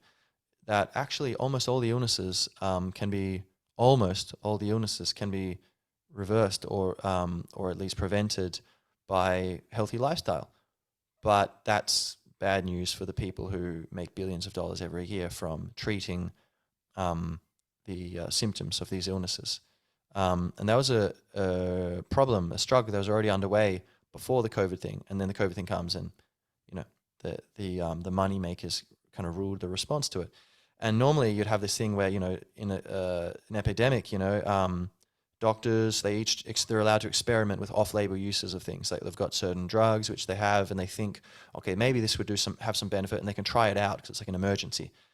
And then they figure out, okay, what seems to be working, what seems to be neutral, what seems to be bad, and then they can share that with other doctors, have conferences or meetups and write letters or whatever. And with the internet these days, it would have been easier than ever. But as they were trying to do that, they were stifled, and people having their licenses removed for talking about alternatives, treatments, and they were being told like, don't treat this, it's dangerous. Like basically just you put them on ventilators, and it turns out ventilators killed a lot of people, literally blowing out lungs in some cases. I think quite a few cases actually, but also just making people's lungs stop working. They became dependent on the ventilator, and they were massively overused. They were very rarely used before that, as I understand it. And there's all these exaggerated, the death counts being incredibly exaggerated, and then once I started to figure this out, like, wait a minute, like this seems like this is being exaggerated, and you look into it and you just kind of realize, oh, they're saying it's deaths with COVID, but not deaths from COVID. There's all these people who they're in a car crash, but they tested them and there's COVID in the system. The PCR tests, which they're ramping them up way ahead of what you're meant to be doing. Like basically you're amplifying the DNA, as I understand it. I don't understand it perfectly, but and they were doing it far too many cycles, much more than the normal recommended usage. So you could be finding things that aren't really there, or you could be thinking someone's sick when they're actually totally fine. And the inventor of that technology said this shouldn't be used for like viruses or for diagnosing if someone's infected with a virus. But they were used anyway, and they were used improperly. And with that, they were doing that on people and going, oh, okay, this person died of a heart attack, but they had COVID in them. All right, we'll put them as a COVID. We have to. They changed the rules, so you legally had to put down the death as a COVID death. The rules were changed. And so why? That just distorts things. It just makes it look like there's a huge crisis when it's actually just as deadly as the flu, which was recorded in Parliament in Hansard. I think, was it basically 1% of 1%, more or less, I believe. 0.0 0.098%, something, no, 0. I can't remember, something like, very small. And now people die from it, but that, and that's not good, obviously. I mean, well, but it's part of life, like people die from all kinds of things. And people also die from these lockdowns. And it turns out very predictable, more people are going to be harmed from psychologically and physically and financially, culturally, through authoritarianism creeping in and becoming normal, people being scared to connect with each other, which is already a problem, especially young people. That it was very clear this was going to be, damaging far more than just letting the virus run free. And then people are, oh no, that's not true. It's been, John Hopkins did a study, eventually, and said, oh yeah, turns out that's true. Sweden, who, they didn't do a lockdown, they just let everyone, do whatever they want, basically. They had the lowest deaths in Europe from it. There was basically no problem there, no excess mortality, as I understand it. It's kind of just like a normal year. And, it makes sense. You allow, and then all the food shortages and inflation we're dealing with now, because they had to print all this money to keep everyone at home, and no one was being productive. So it just massively pushes the economy further into debt when already all these economies are incredibly stretched. Even before, and a majority of mainstream economists in the survey I looked at, which was of a few hundred economists, I saw this in 2019, they were predicting that in 2020 there's going to be a major financial crisis that would dwarf the 2008 crisis. And then, lo and behold, everything's put on life support and all this money is injected. They have an excuse to do it, and interesting, kind of funny timing, and then now it looks like that crisis seems to be coming this year or soon. Who knows how long they can stretch this out? But Silicon Valley Bank and these other banks going bankrupt, being bailed out, and runaway inflation, and but so what would have made sense is you go, okay, if you want to mandate that anyone, never before were the healthy people quarantined, first time ever, and so, and around the whole world, which is crazy, like making the same new decision everywhere at once. That's strange. It looks kind of coordinated. But even if you were going to mandate, healthy people stay home, it's like you would make sense. And this is, what many people, including myself, were saying early on is like, you could have the vulnerable people who have like illnesses, serious illnesses, like, what are they called? Vulnerabilities or whatever, the vulnerable people or whatever. There's all these buzzwords which are introduced very quickly, which is interesting. Social distancing, hand hygiene, seemed like very much like kind of cultish behavior. That Dutch psychologist talked about that. I can't remember what's his name. Who talks about mass formation. It's a kind of collective psychosis thing that was happening. All these or maybe it was someone else talking about cults. But this keep people apart from each other, have trauma, and then people become, their brains neuroplasticity is increased. You can remold them, use buzzwords, use taboos, certain things like this. And so it sure looks like cultish behavior from our governments, indoctrination and resetting patterns. And it was very weird, like all this constantly repeating the same things over and over and over again.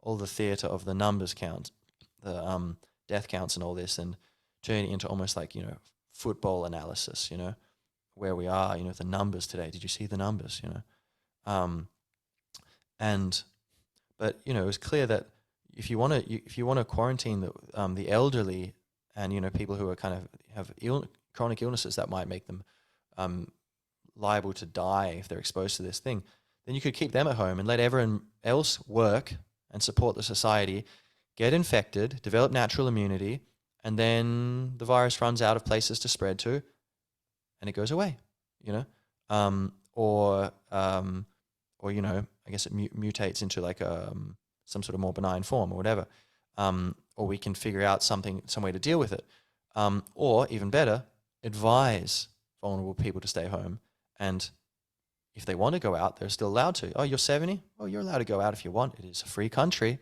allegedly. Or even better would be, oh, wait a minute. Turns out this thing, the death rate, if we measure it accurately, it's just like the normal flu. So just be aware, no worries.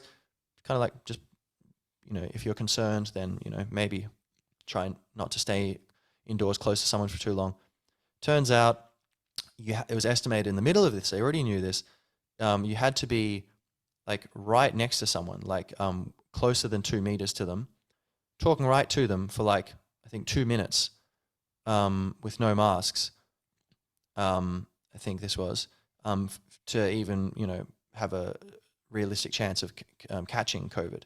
Apparently that was true.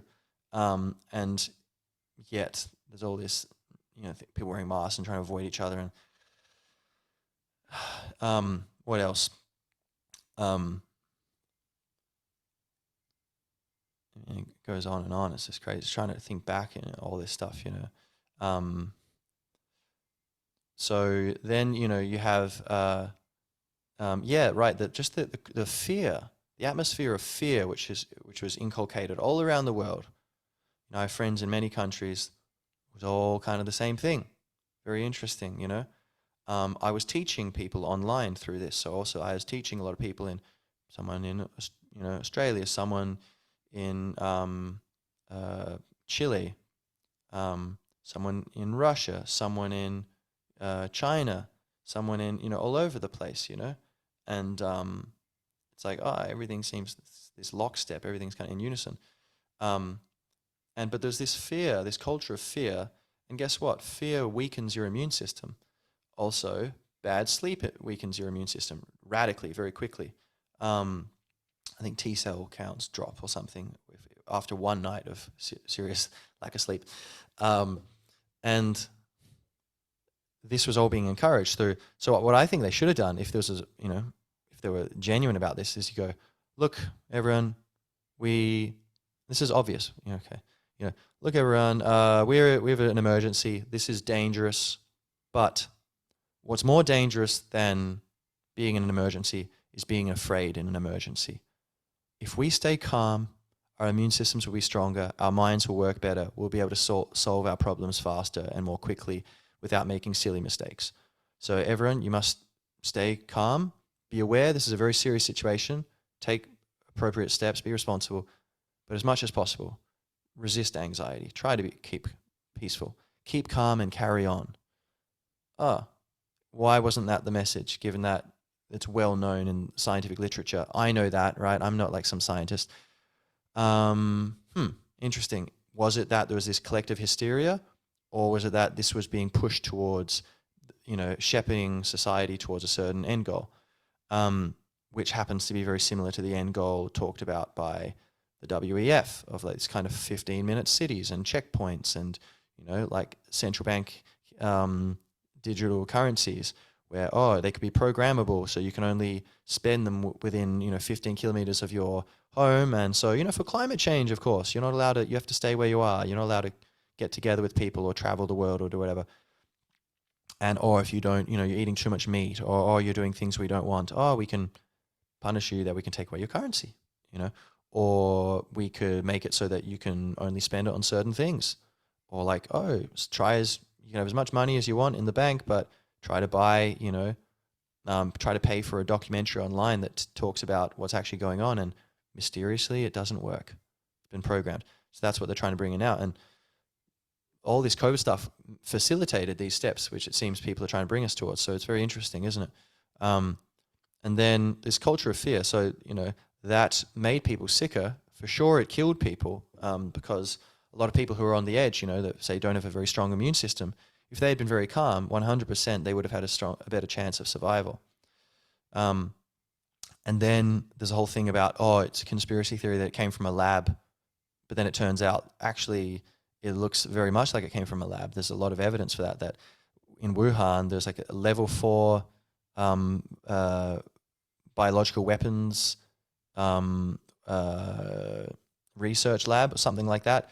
The Wuhan Institute of Virology, where there's a partnership between the US government, basically through Peter Daszak from the NIH. Peter Daszak, the NIH got sent money to Peter Daszak of EcoHealth Alliance to do it through in China, something like that. You know, you could look up the details, but basically, you know, Fauci lied about this under oath, which is illegal. So you'd think he should be in prison for this, but when he's talking to Congress, but actually they funded gain of function research on, lo and behold, coronaviruses in bats in Wuhan.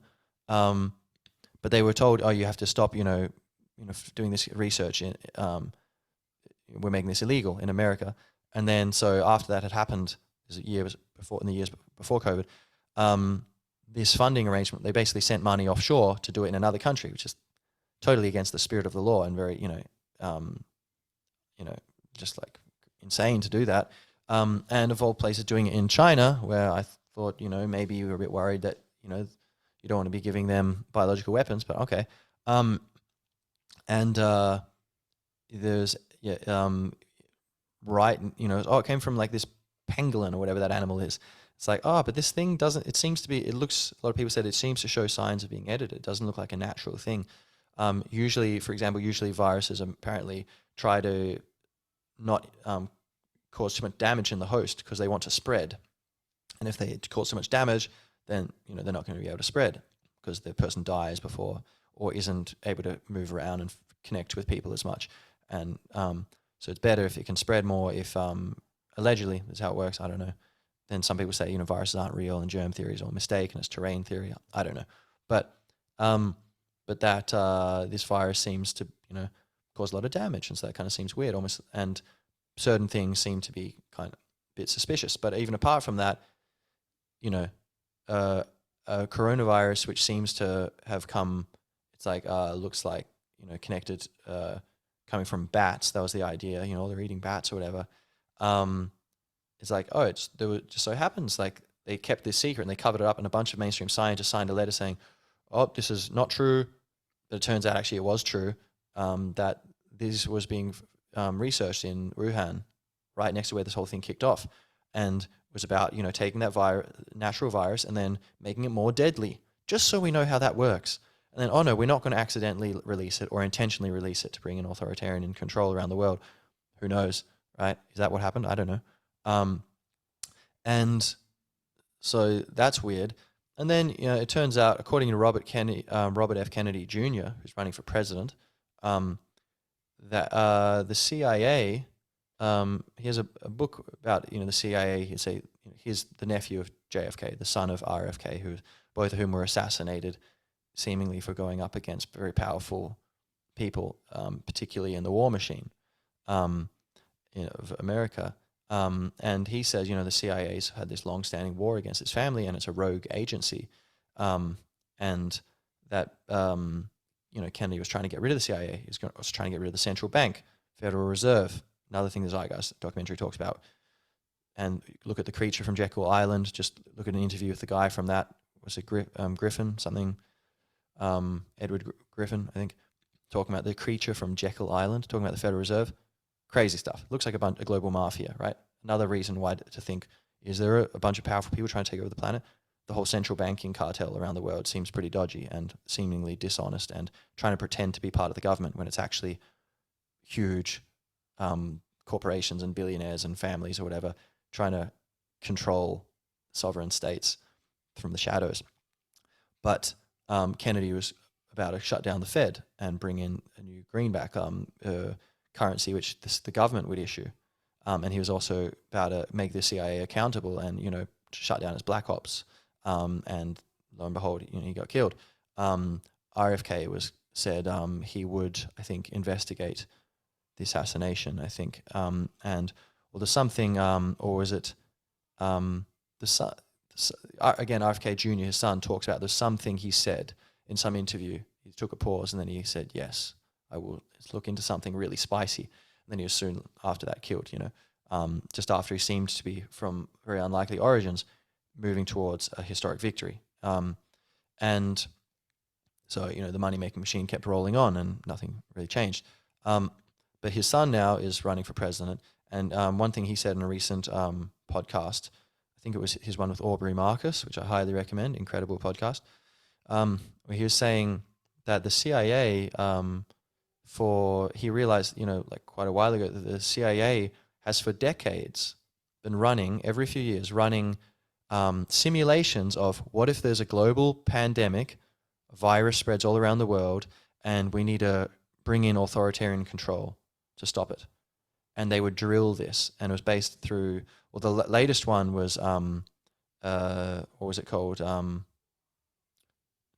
Something 201, Event 201 in the Johns Hopkins University, which in the early days of the pandemic, like, they've already got a scoreboard up of like a record keeping, they've got like a thing online for like death counts and stuff. They're all very organized. Wow, they're ahead of the curve. Coincidentally, in late 2019, they're having a simulation of exactly this, what happened in early 2020. And it turns out the virus had actually got out of China earlier than we thought. So even at that point, the virus was already circulating, apparently, if you believe there was a virus. Some people say this is just toxicity and it's all smoke and mirrors. I don't know. Let's just keep it simple. We don't need to make a judgment about that right here. We should try to keep things unified so we can actually get somewhere. But because it doesn't matter, right? In this case. So there was this event run, there's all these very powerful people connected to it. I think the Gates Foundation, or like, and then he's, selling vaccines like, on TV, and he's not a health expert, but he's, pushing this kind of thing. And it's all a very incestuous relationship, all these very powerful people in media and all these people together in this. But this has been going on for like decades. The CIA every now and then all around the world kind of running these simulations. And so RFK Jr. is like, why are they, the CIA basically run, the men who do intelligence, but basically they run coups, like they overthrow governments. That's one of the main things they do. They've overthrown a lot of democratic governments in their history. You can look at John Pilger's War on Democracy documentary, where he shows in detail, like, how the US overthrew all these democratic governments in Latin America through the 20th century. And basically, often for the benefit of US corporations. And then, overthrowing, Mossadegh, right?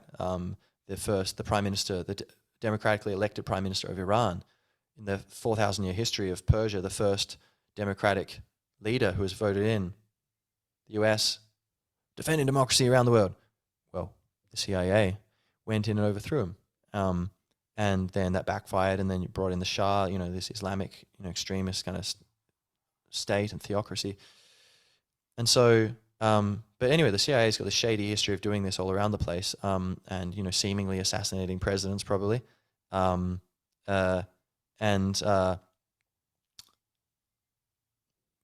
They have been involved in this thing of like, if there's a virus around the world, then, bring in authoritarian controls. That's what you do. And they're drilling it. So that seemingly when this finally happened, people had in the back of their heads, that's just what you do. And so they went along with it, when they were told this is what we're going to do. But why are they involved in that? That doesn't seem to make any sense. Like, what's the deal there?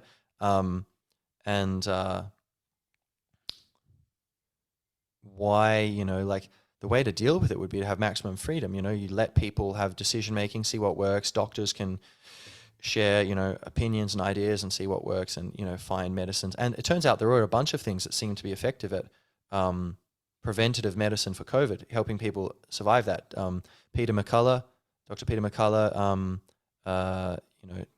talks a lot about this, and hydroxychloroquine, which it turns out is not like just bleach. It's actually very useful. It's been used as one of the listed as an essential medicine of the world at WHO or whatever, or like It's been used for many, years. It's very safe, very cheap, and it seemed to be very effective for this virus.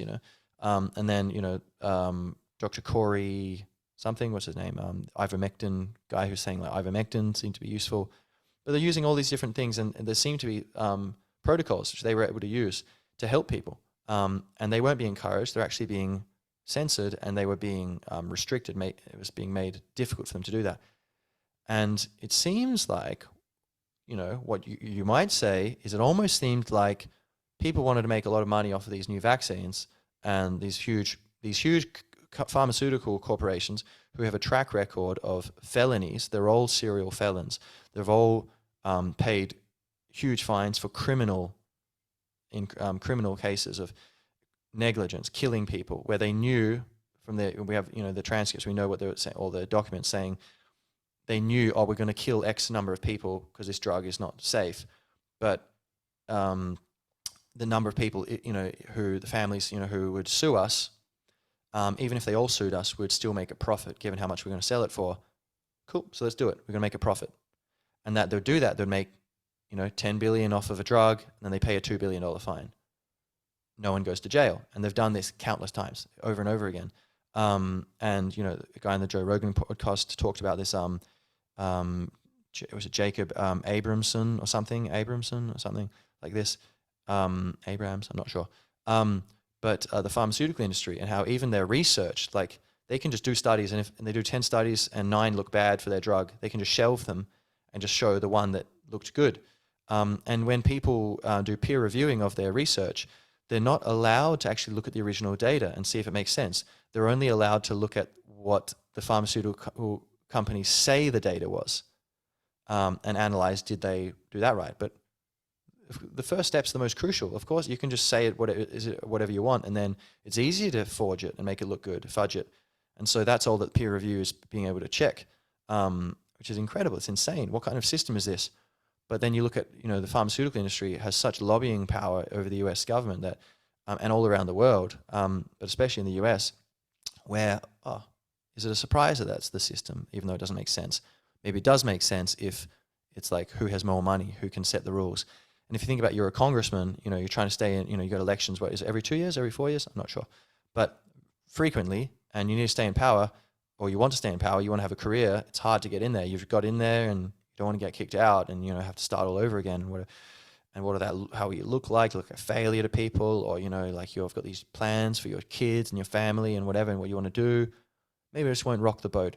If I go against these people and I don't accept their money and, the strings attached to it, they're just going to fund some other person to get in here. And they're going to have so much more radio time.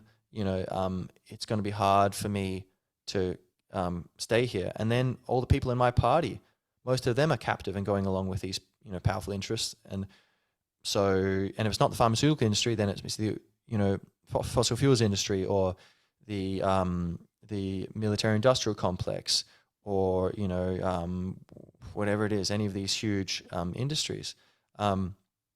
And so if I'm resisting, kind of playing by the rules in one of them, I'm going to, in all of these things, my colleague's going to be like being less enthusiastic about working with me, because it's already past the point of, the tipping point of where the majority of people are captive to that corrupt political culture.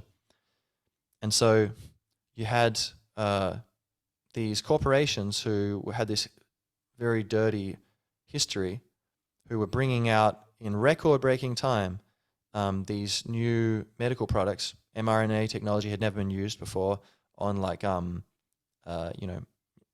been allowed into society to be used. They've been researching it a bit, and they whipped up these new genetic therapies, which they called vaccines, but it's totally different to what we always called vaccines. And anyway, they didn't prevent infection and transmission or getting sick. They weren't even studied for preventing transmission, which was admitted to a Dutch member of parliament, when he grilled, interviewing some Pfizer guy in Europe. So there's all these lies told, and they weren't effective. They were dangerous and they weren't effective. Deaths have had a huge uptick since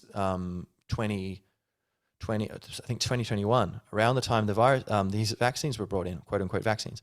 And it seems to be correlated. Now, this is extremely controversial to be saying, but hey, you're this far into the podcast, so why not? I'll just, say it as it is. I don't know what's going on, but this is what seems to be going on. This is that you can look up on Majid, Maajid, Nawaz, Nawaz.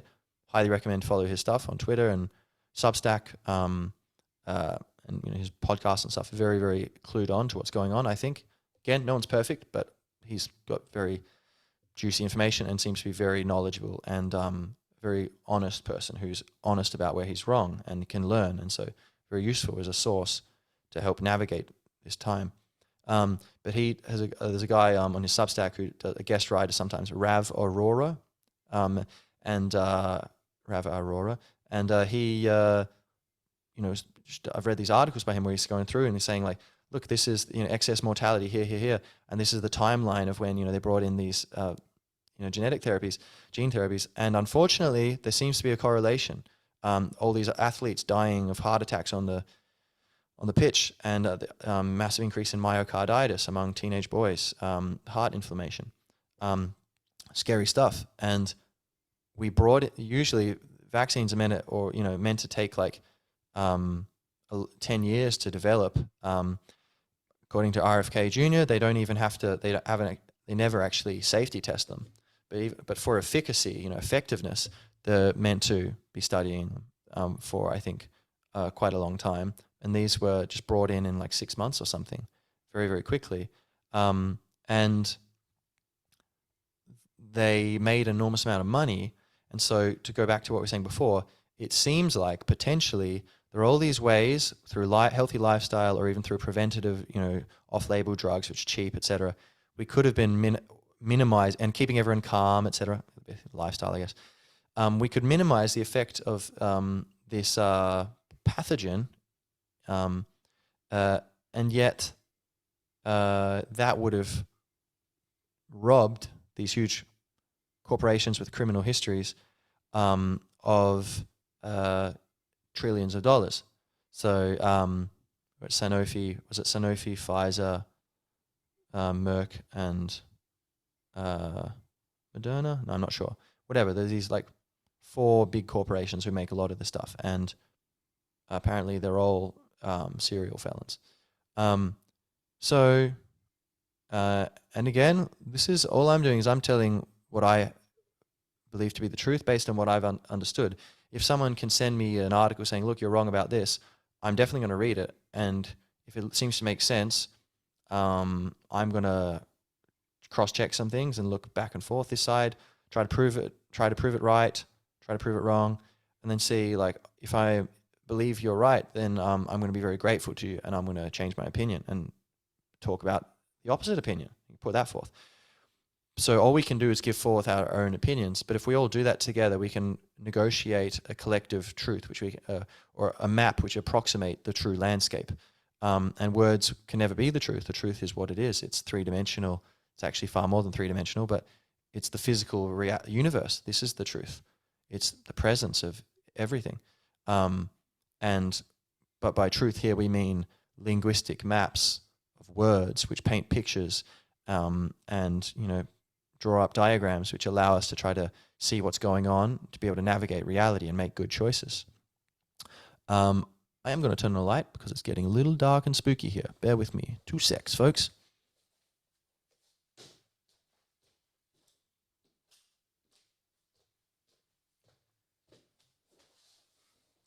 Right. So, this is all crazy, lots of corruption and stuff, but how does this connect to the idea of a one world government? Well, all these authoritarian controls were brought in the basically identical fashion all around the world. Censorship was ramped up. People were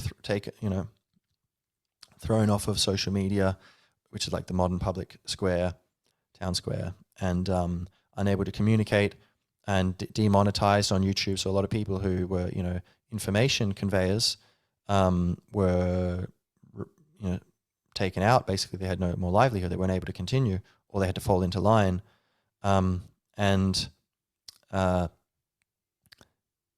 So and these laws, which like in the USA, like violating the Constitution, where saying like you have freedom of movement, freedom of assembly, freedom of religion. You're allowed to practice your religion, and there were churches closed. You weren't allowed to go to church. You weren't allowed to go further than a certain distance. You were being compelled to take a certain medicine, quote unquote medicine. You were unable to assemble it, and like, people aren't allowed to, people being vilified for getting together, and trying to protest the authoritarianism that was coming in. And that was all, you have to stay apart, you're making people sick. But then as soon as the Black Riots Matter, the Black Lives Matter protest thing erupted, and there was all these violent protests, people smashing, looting buildings all across the US, lawlessness, and the police were being stood down, and in certain cases bricks were mysteriously appearing, loads of bricks along in perfectly organized like crates along the roads, sides of the roads, and it almost seemed like this was being cultivated by someone. And there was this chaos that was reigning and terrifying people, and building into that energy of fear. But that was encouraged. It was like, oh yeah, good, go out, that's great. It's like, wait a minute, aren't they spreading COVID? They're allowed? It's like, oh, didn't make sense, illogical, right? Is that just ideological, blinders on, or is this like there's something else going on? There's all these anomalies, But if you look at the WHO, after this, they're trying to bring in this emergency thing where they will be allowed to declare emergency whenever they want, have global control, and basically they won't need to have national governments agreeing to lockdowns, quote unquote lockdowns, which is a new word, right? And you have like the US, the White House only recently declared, very like last week or something, declared the end of the COVID emergency. And lo and behold, the very same day or one day later or something, the WHO did. And you can say, oh yeah, but they're collaborating. It's like, well, they didn't mention that they're collaborating. It seemed like it was independent, and why is the USA collaborating with WHO? Aren't they like a, World Health Organization, or are they the United States Health Organization? And you look at who funds them, Bill Gates, the Gates Organization, who are heavily invested in vaccines and influence peddling seemingly around the world. He's largest landowner in the US, buying up all this farmland and investing heavily in industrialized agriculture and a lot of, pretty odd things. And seemingly very much ensconced in like this power elite globally. Big friend of Jeffrey Epstein, visited his island a bunch of times. And his organization provides an enormous amount of the funding to the WHO, likewise to CDC, I believe. Vaccine, pharmaceutical corporations donate, constitute an enormous amount of the funding for the CDC.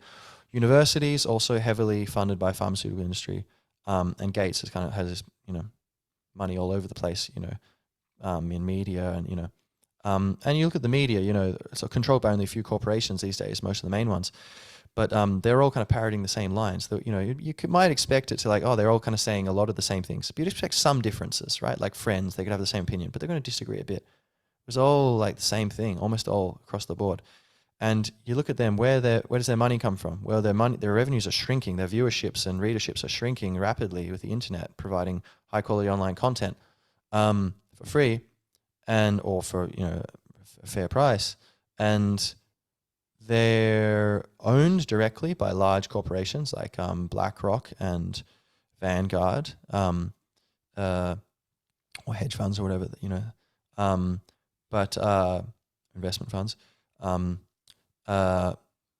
But they get a lot of their revenue from pharmaceutical money. Like the majority of their revenue, I think, definitely in the US and I think globally, comes from the pharmaceutical industry. And then there's also all kinds of other big business, and a lot of the stories they run, they rely on the help of the state wherever they are. Like being cozy with the politicians and being invited to, the news briefings. And if they go against power, they're in trouble with, how they're going to have access to the stories, and makes things trickier. And so the real journalists seemingly have left these places. Barry Weiss, what's his name? Alex Berenson, Michael Schellenberger, what do you call it? America This Week. What's his name? Fella. Twitter files, Matt Taibbi. There's all these, and there's all these other journalists, but like a lot of these people are like, credentialed like journalists who are working for the New York Times or whatever, like proper outlets with big reach. And they left them because they said they were being censored. They weren't able to run the stories they wanted. They're being, pushed out, or, the editor wouldn't allow them to do it the way they wanted. And so you have these legacy media outlets, which are basically functioning as, propaganda wings of governments, who are themselves are kind of seemingly the wings of these huge corporate or, oligarchic interests. And then you have the WEF, the World Economic Forum, the WEF, basically pressuring through their former young global leader, Mark Rutte, this prime minister in the Netherlands, who is trying to kick, amidst food shortages around the world. The Netherlands is a tiny country, a beautiful country, but tiny, and yet they're the second largest agricultural exporter in the world because they're incredibly efficient. And the government there, under the wing of the WEF, basically, seemingly, trying to kick a bunch of them off the land. And they've been, the farmers have been, negotiating over years and being like, it's allegedly about nitrogen and climate change, but, come on, do you really believe this? And over, it's a great interview with, what's that guy's name? Mark something, is it? He was on the Jordan Peterson podcast talking to this Dutch woman who used to be a politician, Eva Vergen something, and the guy, former soldier, former Green Beret, what's his name? But they, Michael something, I think. Anyway, they were talking about basically like the Dutch farmers were negotiating in good faith over years, doing what they were told, jumping through all these hoops, to, make things more sustainable or do whatever they want, and the government still kept pushing more and more and more and more. And basically there's farmers committing suicide. There's a lot of farmers just giving up, selling off or just giving up and the government's not allowing them even to sell it at the price they want on the free market, but say, oh yeah, but you can't, use it for nitrogen farming or, intensive farming. No, the government's like, you can only sell it to us. And there's all this weird stuff going on of tri-state city plans for this city involving Germany, Belgium, and the Netherlands, and some huge modern smart city, grid control, checkpoint Charlie society, as Marjid Nawaz would refer to it. And so it seems basically like a land grab. And from my Dutch contacts, I know at least one Dutch person who totally agrees with this. So it's not just one person. I don't know. In my life, I've talked to some, Dutch person I'm in contact with, and that they were like, yeah, no, I think for sure. It's like they're just trying to it's like a land grab. It's really terrifying and terrible. And so there's that, but then there are also WF is all around the world. Justin Trudeau, former young global leader, like thick as thieves with the WF, and seemingly there's these people who for you scratch my back, I scratch yours. They've been kind of Charles Schwab in the guy who runs. At least he's the figurehead. I doubt he's actually got the power, but got whatever middleman power he's got there. But the figurehead, or at least for the WF, bragging on you can see a video, or is it an audio? But I've heard it.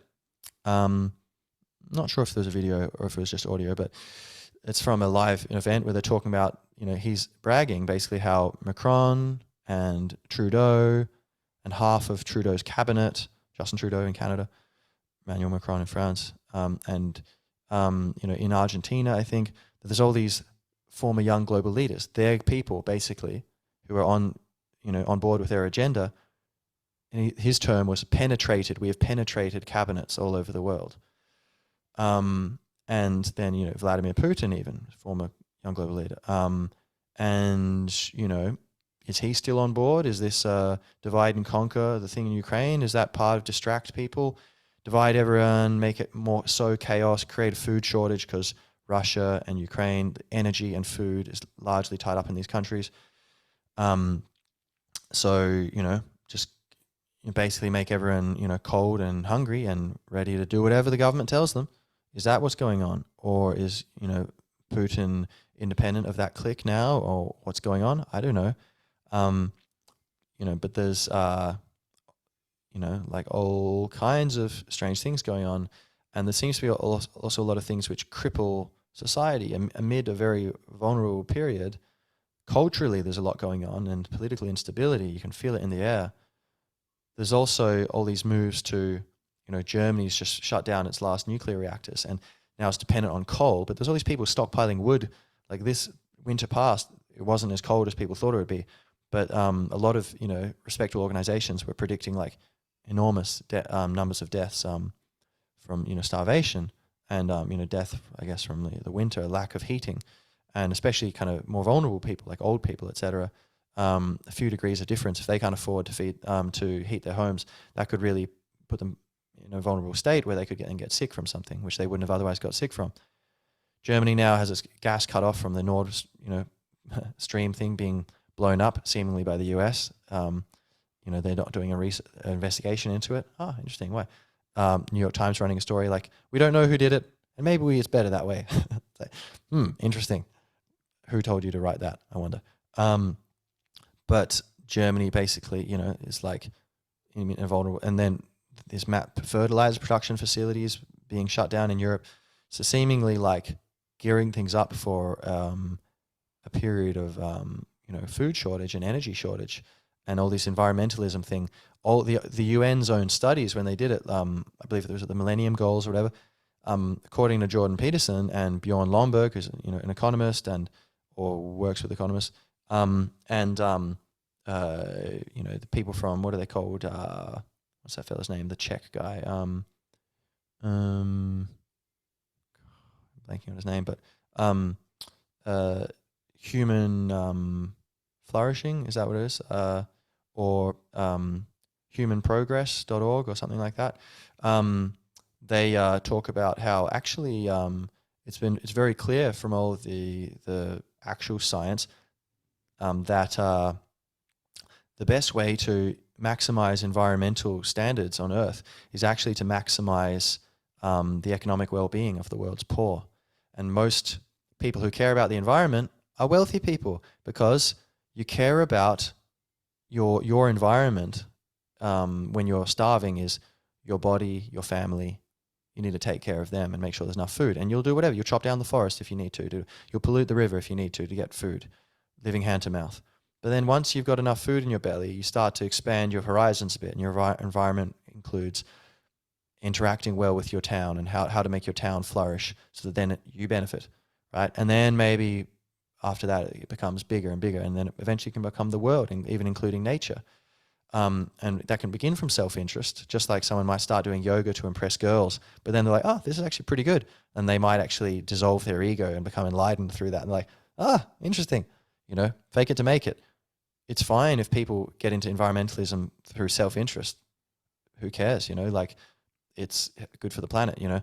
So, but naturally that seems to be like people who care about the environment, it's because they have the luxury of caring, you know? And if you took away that luxury, they wouldn't care anymore. They might care, but they wouldn't act out that caring, you know? They would be busy chopping down the forest to heat, you know, to get over the fire, to cook the food, which they managed to scrounge up to feed their baby or whatever. So basically, by providing energy as cheaply as possible, say fossil fuels, as cheaply as possible to the world's poor, which is not what we're doing. There's so many ways where the world, corporate interests around the world, especially in the Western world, are kind of having this financial imperialism where they're making it hard for people around the world, poor people. Although there's increasing liberalization of, you know, property rights and opening up of market economies in Asia, which has lifted 1 billion people out of poverty in recent history. So there are positive trends there. And Africa, you know, a lot of people, lot of progress there, it seems. But so the lifting the poor out of poverty, that is the fastest way to make people protect the environment, apparently, according to the UN's own studies, where they found like this will allow make people start taking care of the environment. And so we can have our cake and eat it too. We can help people and we can protect the environment. And even the thing of like, fossil fuels, climate change, there's a lot of politicized science in this, For one thing, the graphs that connect CO2 to temperature change, actually, I've seen graphs, and unless these are fabricated, I've seen a bunch of different people talking about them, pointing at them. They seem to make a lot of sense. These people, they seem to know what they're talking about. Al Gore, with his graph, it was zoomed out. It wasn't zoomed in enough. There's a lag between the two rises, and they're not simultaneous. And that lag actually is about 800 years, I think. And guess what? Temperature changes first, and then the CO2 levels change. Temperature goes up, about 800 years later, the CO2 levels go up. Temperature goes down, about 800 years later, the CO2 levels go down. Seemingly, this is connected to the oceans and the carbon cycle. You could look up for detail, look up Randall Carlson. He's got a lot of stuff on this on YouTube, and also these series of articles, Redemption of the Beast, talks about this in detail. So seemingly that's politicized science. And think about it. This whole climate, I love nature, I want to take care of Mother Nature. I think episode 5 of this thing was, Mother Nature. She, we owe so much to her, and we are her, But you can use a truth that's told with bad intent beats all the lies you can invent, says William Blake. And even a little bit of truth mixed in with lies.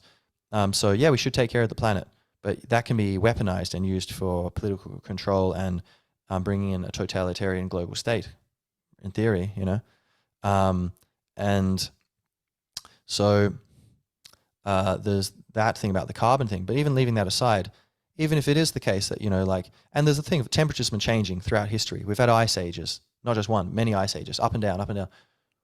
Oh, before humans, the temperature was changing. So that's interesting, So did that just stop? No.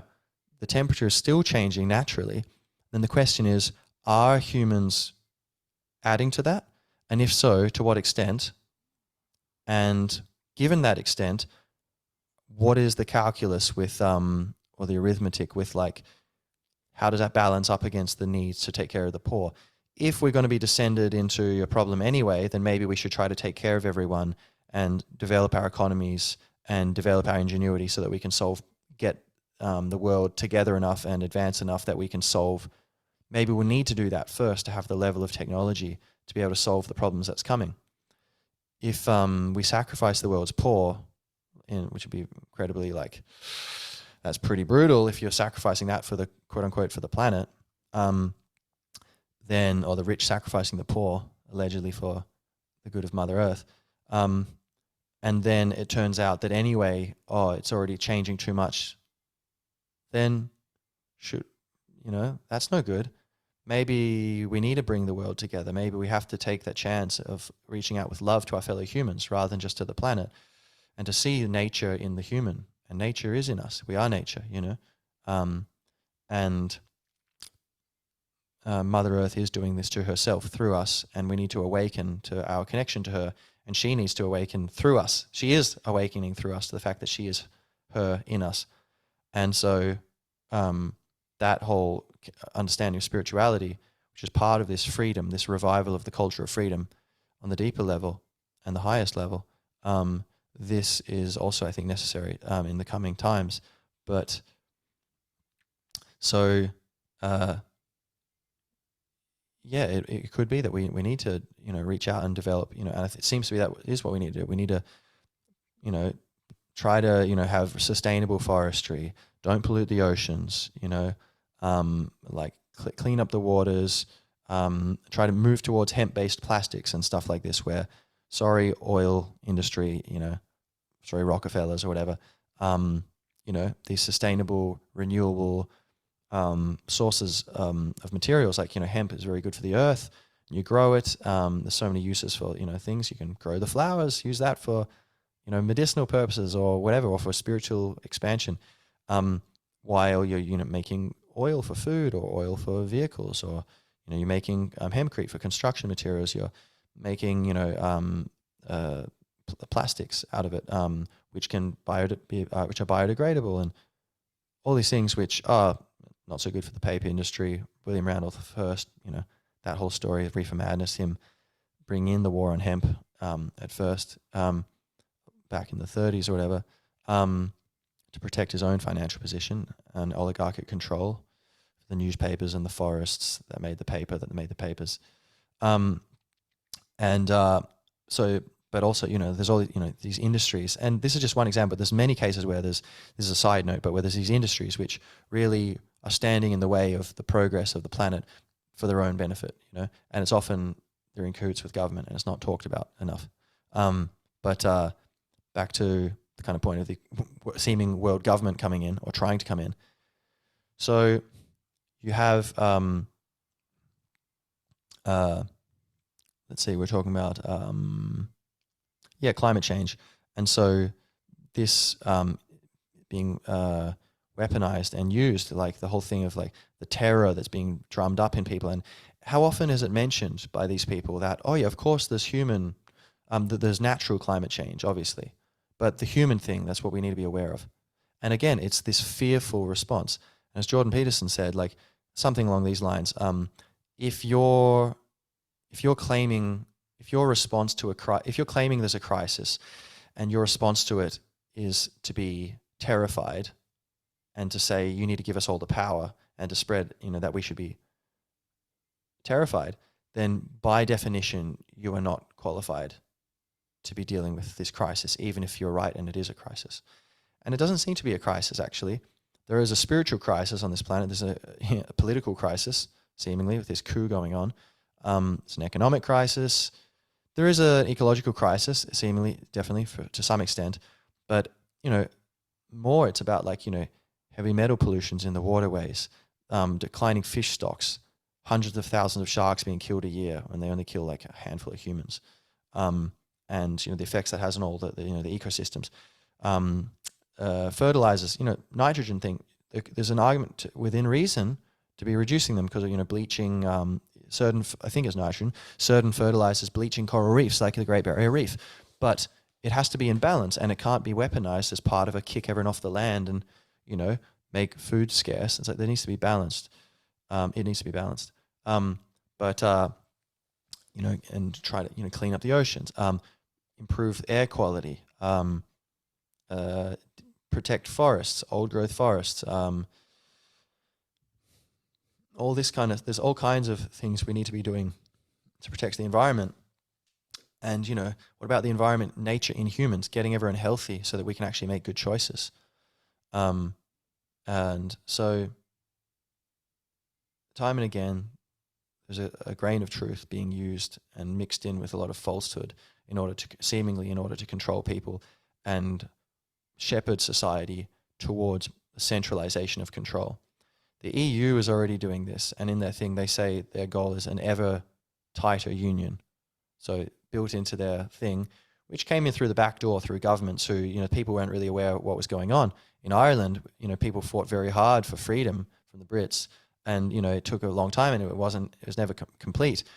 But through the back door, now just instead of being ruled by London, we're ruled by Brussels, who is not a democratic legislature. They make the laws. We can vote people in just to the review stage, as I understand it, the chamber, which can kind of make some edits on things. But the lawmakers are bureaucrats. They're unelected, as I understand it. I don't remember the exact details, but I do remember for sure that it's the people making the laws, they're not elected. It's so that's not democracy. That's fascism, basically, which is not Nazism. It's not like racism. It's just fascism, like you had in Italy or you have in China at the moment, or you had in Spain under Franco. And so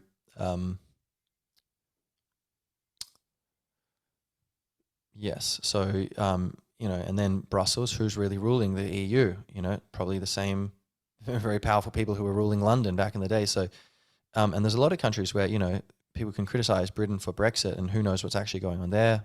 So many moving parts. We don't need to know everything that's going on. We just need to know enough to go, okay, this is what should I do? You'll never understand the full picture, but just what should I do? And I think what we should all do is we should all, again, act as if there is a global takeover of power going on, because there's enough evidence that it could be happening. Like, look at all the things I'm mentioning, doesn't it seem clearer and clearer? Like, oh, that is a bit weird. All these things are going on.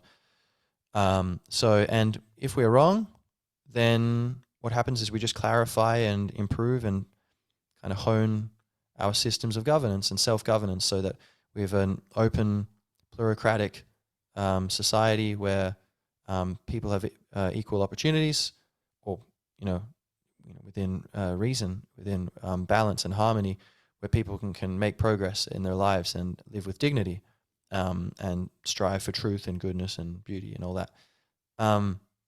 But like, there's all these systems like the EU. It's very top down. Oh no, you can't. No, farmer, you're not allowed to kill this cow on your property and turn it into the sausages that your ancestors have been making forever. No, you have to have a health inspector if you want to do that. Well, oh, okay. Well, how is that helping anyone? Remind me. And who gave them the sovereignty to do that to a country that person's probably never even visited? And then the EU is nested inside, the US, the Anglo-American Empire, and all the tax havens, come out, the Panama Papers and Pandora Papers, is it? All these very powerful people have huge sums of money hidden offshore. They're not paying taxes, so there's this double standard in this two-class system where, we've got anti-money laundering laws. That's why you need two-factor authentication, where it takes you twice as long to just look at your bank account or to send money to someone. In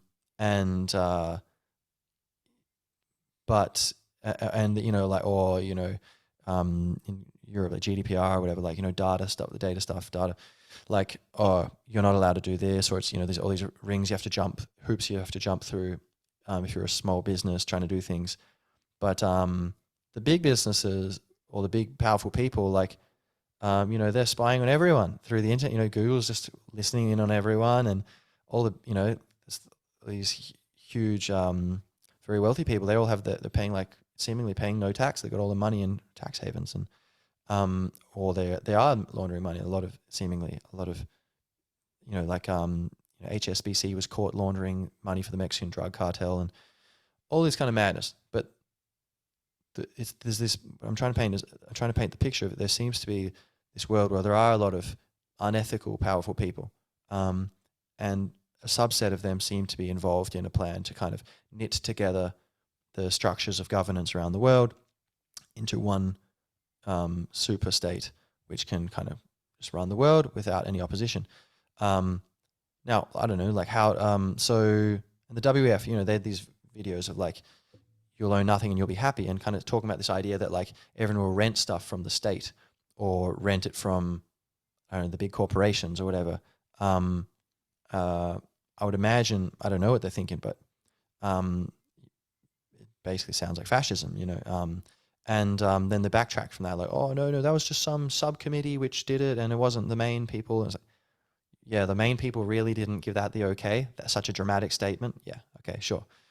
And so there's that, and there's all these I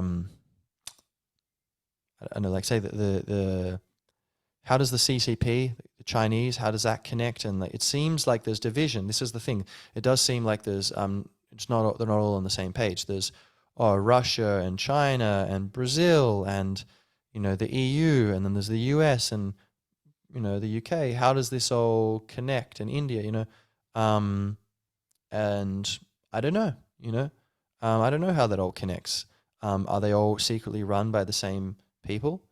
Have when Deng Xiaoping allowed the capitalization of basically the fascization of both of China in the 70s, I think it was, going from proper communism to bringing in market forces and allowing investment from the USA in the Shenzhen special economic zone in the south of China, saying, yeah, but US corporations, you can basically hollow out the industrial and middle class base of the USA and just make a lot of profit over here. So the elites of America get a great deal. Most of America gets a terrible deal. And you can set up all these factories in China. China gets all this power and economic boons. And but was there a price paid? Oh, China, by going into like having these, government has all the control still, Communist Party, single party state. But all these, corporations get in here and they get to have what they want. And I'm sure they would need assurances, everything's safe. And you have that, these things like the big banking meetings. What is it like can't remember the name. There's some sort of, meetings where it's based in China and these very powerful countries all around the world. I think it's a banking kind of thing, based thing, meet there. And, are there people running behind the scenes who came in and kind of got leverage and maybe built upon that leverage and quietly took power at the top without letting most people understand that was going on? And is there a force that is playing off China against the people of China and even the government of China against the people and even the government of the USA and the people and even the government of Russia? Are there secret societies? Are there networks of, billionaire boy clubs, who are kind of pushing things towards conflict in order to divide and conquer and take over the whole world? Is that crazy? Do I know that's happening? No, I don't. Do I know that's not happening? No, neither do you. Is that plausible? Well, I mean, there is all this stuff about the COVID stuff being eerily, and like you say, one thing I didn't mention is a lot of the policies were mistakes, right? But also the design of these gene therapies, the quote unquote vaccines, all these different teams were making the same mistakes. I guess that would be within Pfizer, say, or within one company. But like, this is one thing, what's that guy, very interesting guy. He was the former head of research for respiratory illnesses at Pfizer. What is his name? Really a good guy. I like him. He talked about how, like, he was like, something's going on here. It looks like genocide and a totalitarian takeover of government, because on the science, this makes no sense. He's saying this is so far from making sense that something's up. Majid Nawaz interviews him, so you could look that up. You'll see global head of respiratory illnesses at Pfizer research. You'll find him. Basically, he was for like a long time at Pfizer, he was the head scientific expert about the topic of which, COVID is part, respiratory illnesses. And he says the way they designed the vaccine, and there was all these mistakes in it, like, this is crazy. Why would you do that? The spike protein's the most toxic part. You shouldn't use that. It's also very similar to normal, human biology, like part of the human body. So the body might get confused and think it's part of the body. So he's saying, no, other mistake. There's a bunch of things like that they made. And not just one team, but all the teams. He's like, it's incredible that one team would make that mistake, but that all the teams would make it. It's not incredible. That's, that's like intentional. Something's going on. And he was saying that this was being weaponized. And I mean, why would people, is that just to cause division around the world and make people, some people go, hey, danger, and other people go, oh, conspiracy theorist? Or is it to try to kill off people, reduce population, make people vulnerable so that then, when food shortages come in, people are less healthy and it's easier to control people? I don't know, but it's weird and it doesn't seem to make sense. That's one little piece. And then the other thing is, like, the governments all around the world doing all these policies. Lockdowns, clearly, terrible idea, don't make sense. Not giving vitamin D doesn't make sense. Not allowing people to connect, or like quarantining just the sick people or the vulnerable, or letting everyone else move around. Like, almost nowhere in the planet did any of these things. Everyone, made the wrong choices. How could that be a coincidence that everyone's doing it around the world, 200 countries or whatever? Everyone's doing the same thing when it doesn't make sense? Interesting. And then you have the thing of RFK Jr. saying that the CIA had been preparing these things all around the world. So guess the point where as you start thinking through these things, you go like, oh, but some of these details, this just seems too weird. It can't make sense. This must be fantasy. But then just think about some of these other details. Just remind yourself, like, that doesn't make sense. Like, and there's such strict religious adherence to this ideology of like, you must do this, you know, conspiracy theorists, misinformation, fake news, social distancing, lockdown, all this stuff, anti-vaxxer or whatever. It's like either this is insanity, collective psychosis, which I think it is as well, but I don't think that fully explains it. I think probably that instinct, the minority of billionaires or the minority of very powerful people in militaries, intelligence agencies, secret societies, governments, like bureaucracies, political parties, businesses, whatever, religions, perhaps, around the world, who the minority, let's be generous, let's say it's a minority, who basically are psychopaths or are adequately zealous in their ideological beliefs that they're willing to do genocidal, crazy, power-mad things, which we've seen throughout history. We know humans do this. That the minority of people around the world are these extremely powerful people who are that messed up, that they are actually just, do you really think they're doing nothing in this picture? They're just hanging out, they're wearing the mask too, and we're, oh, wow, this is crazy, this doesn't make any sense, huh?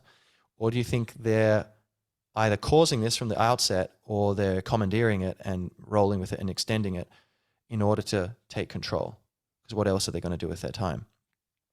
So doesn't that seem likely? And if you think that's even slightly likely, I think we need to start talking about it, and we need to break the taboo of conspiracy theorists. And the taboo should be anyone who uses conspiracy theorists to try to vilify someone or smear them. That should be the taboo. Like, oh my God, did you literally just call someone a conspiracy theorist? Like if anything, that should be tabooed, So we need to get over ourselves and get over this fear of talking and just say, look, we don't know what's going on, but we know something doesn't quite make sense. And we know there's a significant risk that there is people are trying to monopolize power around the world. And we don't want that. This is a great opportunity to reset things, because we weren't that happy anyway, even before this, right? There's been a lot of problems with things politically, financially, economically, culturally, environmentally, and diplomatically around the world. And so this is an opportunity. We're at a fork in the road between, as Majid Nawaz says, between centralization and decentralization, essentially. Authoritarianism or libertarianism, or basically freedom, if you prefer that word. Saying, if you're not hurting anyone, you can do whatever you want, basically. We need some state, some sort of minimalist state at the very least. We can negotiate how much state, how big it should be, how much taxes should be going toward it, what it should be doing. But what we need to make sure is that it is not running our lives. That's not at all going on. We are running it. And does it feel like you're running the government? Do you really feel like normal people are running the governments of the world right now? It feels a lot like the opposite, don't you think? So I think we need to come to the point where, look, some of this stuff does feel weird, but keep thinking about it until it doesn't feel weird. And keep talking about it until it doesn't feel weird to talk about it. And even if we're wrong about some of the details, which is inevitable, then, or I guess almost inevitable, then still there's enough reason to think that there's a really big problem going on, and we need to stand up now while we have time, because earlier is better, get ahead of things and surprise these people and go, hey, guess what? You want to make God laugh? Make a plan. And this is the new plan. And we're resetting the world towards peace, prosperity, freedom, justice, and love. And basically, if it's a ghost in the machine, there's no one there, it's just a bunch of snowballing collective psychosis, then great. By assuming there's some sort of cabal running things and trying to monopolize power around the world, to gather enough force, enough of a movement to address this, we will, by definition, need the power, the people power required to deal with that is more than adequate to deal with snowballing, ideological zealotry and sporadic corruption and incompetence. We can just adjust course. Oh, turns out we've had governments, we've had this movement around the world. We've had all these conversations. It's getting around dinner tables all around the world. People are talking about this huge movement and world peace movement or whatever, world truth, and it goes where it goes. We have a conversation. We start making changes. More and more people become aware, and that is the catalyst for all change. We just need everyone to be, or we need a large number of people to be aware, and just keep being as aware as you can, and the details will sort themselves out. But either that will lead to addressing the problems which has been plaguing us, but we find out, actually, it just looks like Agenda 2030 and all this stuff in transhumanism and all this seemingly insidious stuff about a future global dictatorship. Turns out that wasn't, that was actually just, it looks like it, somehow.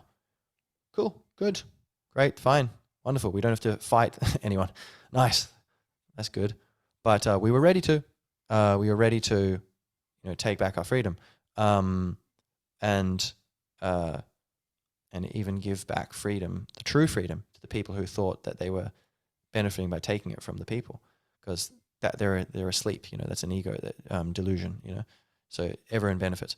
But either we'll just reset things and improve things, or we're going to save ourselves from some terrible future, which would be an absolute shame as the conclusion of this period of history to date, and will probably doom the planet to some sort of self-destructive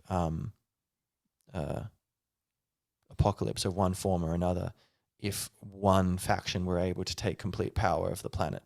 Because we flourish by decentralized networks of information sharing and having different opinions and able to talk it out. You hear me talking about this, maybe you agree with some stuff, you disagree with other stuff. You can keep what works, or what you like, or some things, put that in the maybe pile, I'll go look that up, I'll go think about it. Talk to other people, encourage other people to do the same. Maybe you start doing your own thing, whatever, your own podcast, you talk about what you think, or just conversations with your family or whatever. And I really encourage you, talk to people about this. Think about it and talk about it. That's what I want you to do, because I don't want to tell you what to do, but it's like, I think we need to do something here. My conscience tells me to say this, this is, and we can do it from a place of peace and excitement, when we realize if there is something insidious going on and we just kick back and do nothing, we're just going to be enslaved. If we stand up, we're actually maximizing our chances for an easy future. As there's another interesting saying, it's like, easy choices, hard life. Hard choices, easy life. So it's like, you just make the right choice, and actually that makes things easier for you. And so, think about this, talk about this stuff. And it definitely seems like, to tie it back together, right? There's a lot of reason to think, and I could go on forever and ever, but I won't, right? But there's a lot of other details I could provide here. But it certainly seems like it's plausible that there is a coup d'etat going on, where basically globalists, as you might call them, who are seemingly have overthrown Imran Khan in Pakistan. Kind of right now, there's riots in Pakistan where they're saying, the US basically intervened and overthrew our government. And Imran Khan's been arrested, even though seemingly he is the most honest of all the politicians there, and he's trying to clean up the corruption. But he didn't go along with the US geopolitics, so now, so where these globalists, these people who hunger for this, to be the ones who finally, my great-great-granddaddy would be so proud of me. Our generation finally took the prize. that we've been aiming for, or whatever it is, or my granddad, or me when I was 20, if it's that recent, which I doubt. But these this silent, invisible war against national sovereignty and nationalism, and trying to, and I'm all for the world being one and together, but on the basis of freedom and love and conscience. And it needs to happen voluntarily, not by coercion. Everyone, let's have fun. We're going to have a nice tea party. Drink your tea, everyone. 3, 2, 1, drink. Hey, you're not drinking when I told you to. Yeah, great fun party. This is not the world we want. So I think it's most likely this is happening, I think. And I don't know if it's definitely happening. And forgive me if I'm repeating myself, but it's almost like a magical spell, trying to set the right vibration, the right connotations, the right balance of thoughts, so that we can kind of peek through the veil and see what we need to see to act as we should act and meet our responsibilities. And so we don't know for sure that there's a global coup taking place, trying to strip sovereignty from nations and rights from individuals and turn the world from amalgamation of corrupt states and a few honest democracies into a global dictatorship, a fascist dictatorship, where there's capitalism, but it's totally controlled by the state, and which is dominated by the most power-hungry Machiavellian people in the elite classes who can take control of it. We don't know that this silent revolution, or this coup d'etat, is taking place, but it seems probable. And even if it was just, like less than that, but it seems probable this is happening. And so it doesn't matter if a lot of people might judge, if you're listening to this and you're like, yeah, I agree with you, but, I don't know, I don't want to be a target, and I also don't want to be ridiculed by people around me. You should be ridiculed if you're afraid of being ridiculed. You should stand up for yourself. You should be who you are. And yeah, we are fools if we would sacrifice our own integrity, hoping to be seen to have integrity by those around us. Then even if they do give it to us, we don't deserve it. So be true to thine own self. To thine own self be true. And it seems like this is happening. And if we stand up to it now, we have the element of surprise, and it sure seems like we are actually going to find there is this plan, and we find the documents and we derail it. And whoa, what an adventure. Life's going to be a lot easier for us if we find out there have been this nest of vipers, like running the world. Just think, the predatory financial systems and all these things. There'll be a bit of chaos, but like there's going to be chaos anyway. Let's be real, in the upcoming years. Who knows to what extent? Hopefully not too much. But if there is a cabal trying to take power from us, and we confront them, that's better than not confronting them and being surprised, right? So that's already better, right? So we should do that. It's the best thing we might as well, right? That's the best option we have. And by doing that, it's not just like, okay, this is all really heavy, but I guess we better do it. It's like there's a lot of gold there, literal gold and also kind of like figurative gold. Like, I really believe that if we reset our systems towards freedom, life is going to be like 10 times easier. Like economically, making a living, for a long time it was like, you don't pay any tax. Most people don't pay any tax. It's like, there's certain things, imports and exports, and, certain, maybe taxes on bigger businesses or something, but no one pays income tax. That was a very recent thing, you paid a tax on, or you're producing, your farm produces this much, maybe you pay a certain tax, or, and then they brought it in for, it's just going to be for the very wealthiest people. The central bank in the US brought it in 1913 when they came in.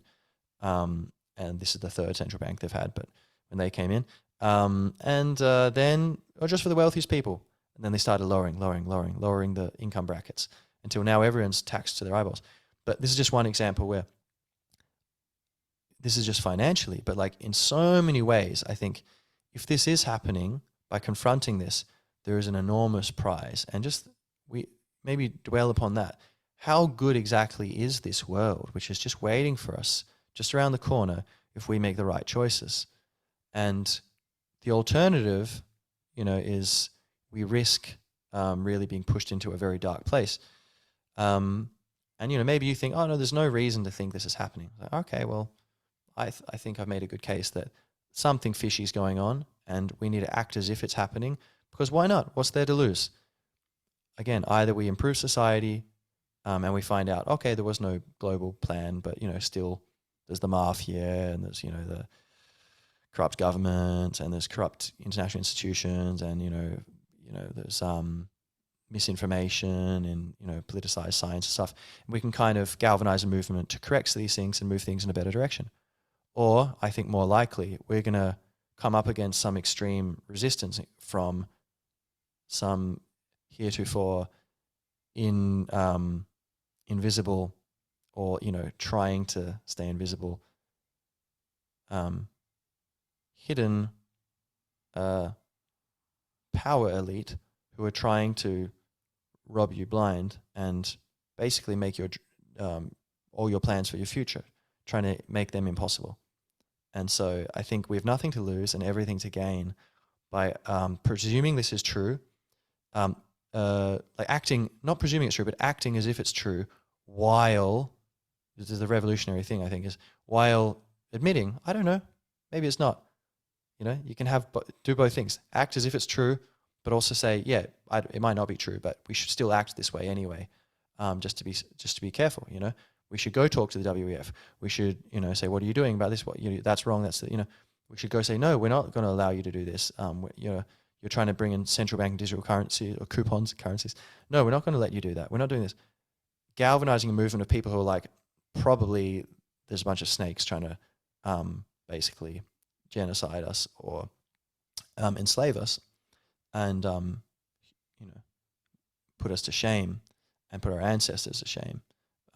Or make our ancestors ashamed. No, we're not going to let that happen. So by acting as if this is happening and confronting this, who knows what awaits, but I think with a peaceful revolution of this kind, this is one part of the puzzle of like the future that we all want. And I think it begins with kind of educating ourselves, expanding our awareness, especially of our self-awareness, which is, you can't have any awareness of the world if you're not really aware of yourself, because then how do you know when you're lying to yourself? How do you know when you don't actually remember something but you think you did and you actually get something wrong or whatever? So expanding our self-awareness and then our awareness in general, and getting over these taboos which have been conveniently laid around us for like conspiracy theorists or misinformation, fake news or whatever, or far right or whatever, and just be like, good one, just don't take that seriously and think about these things, talk about these things, and then together we will act on these things. And I don't know exactly where that goes, but I think, I plan to live my life and do my thing and, be a productive, responsible, conscious member of society and enjoy myself with my family. But I do think the safest thing and the sanest thing is to be proactive and to not fear smears, but to surprise these probable predators who think we're dumber than we are. So thank you for your time and attention. And to these probable predators, thank you for creating the story up to this point, which allows the triumph of love. And there will be consequences for any breaches of divine law. However, we're all one in love, and there is redemption available for all who are willing to admit the truth. And so, much love to all of us.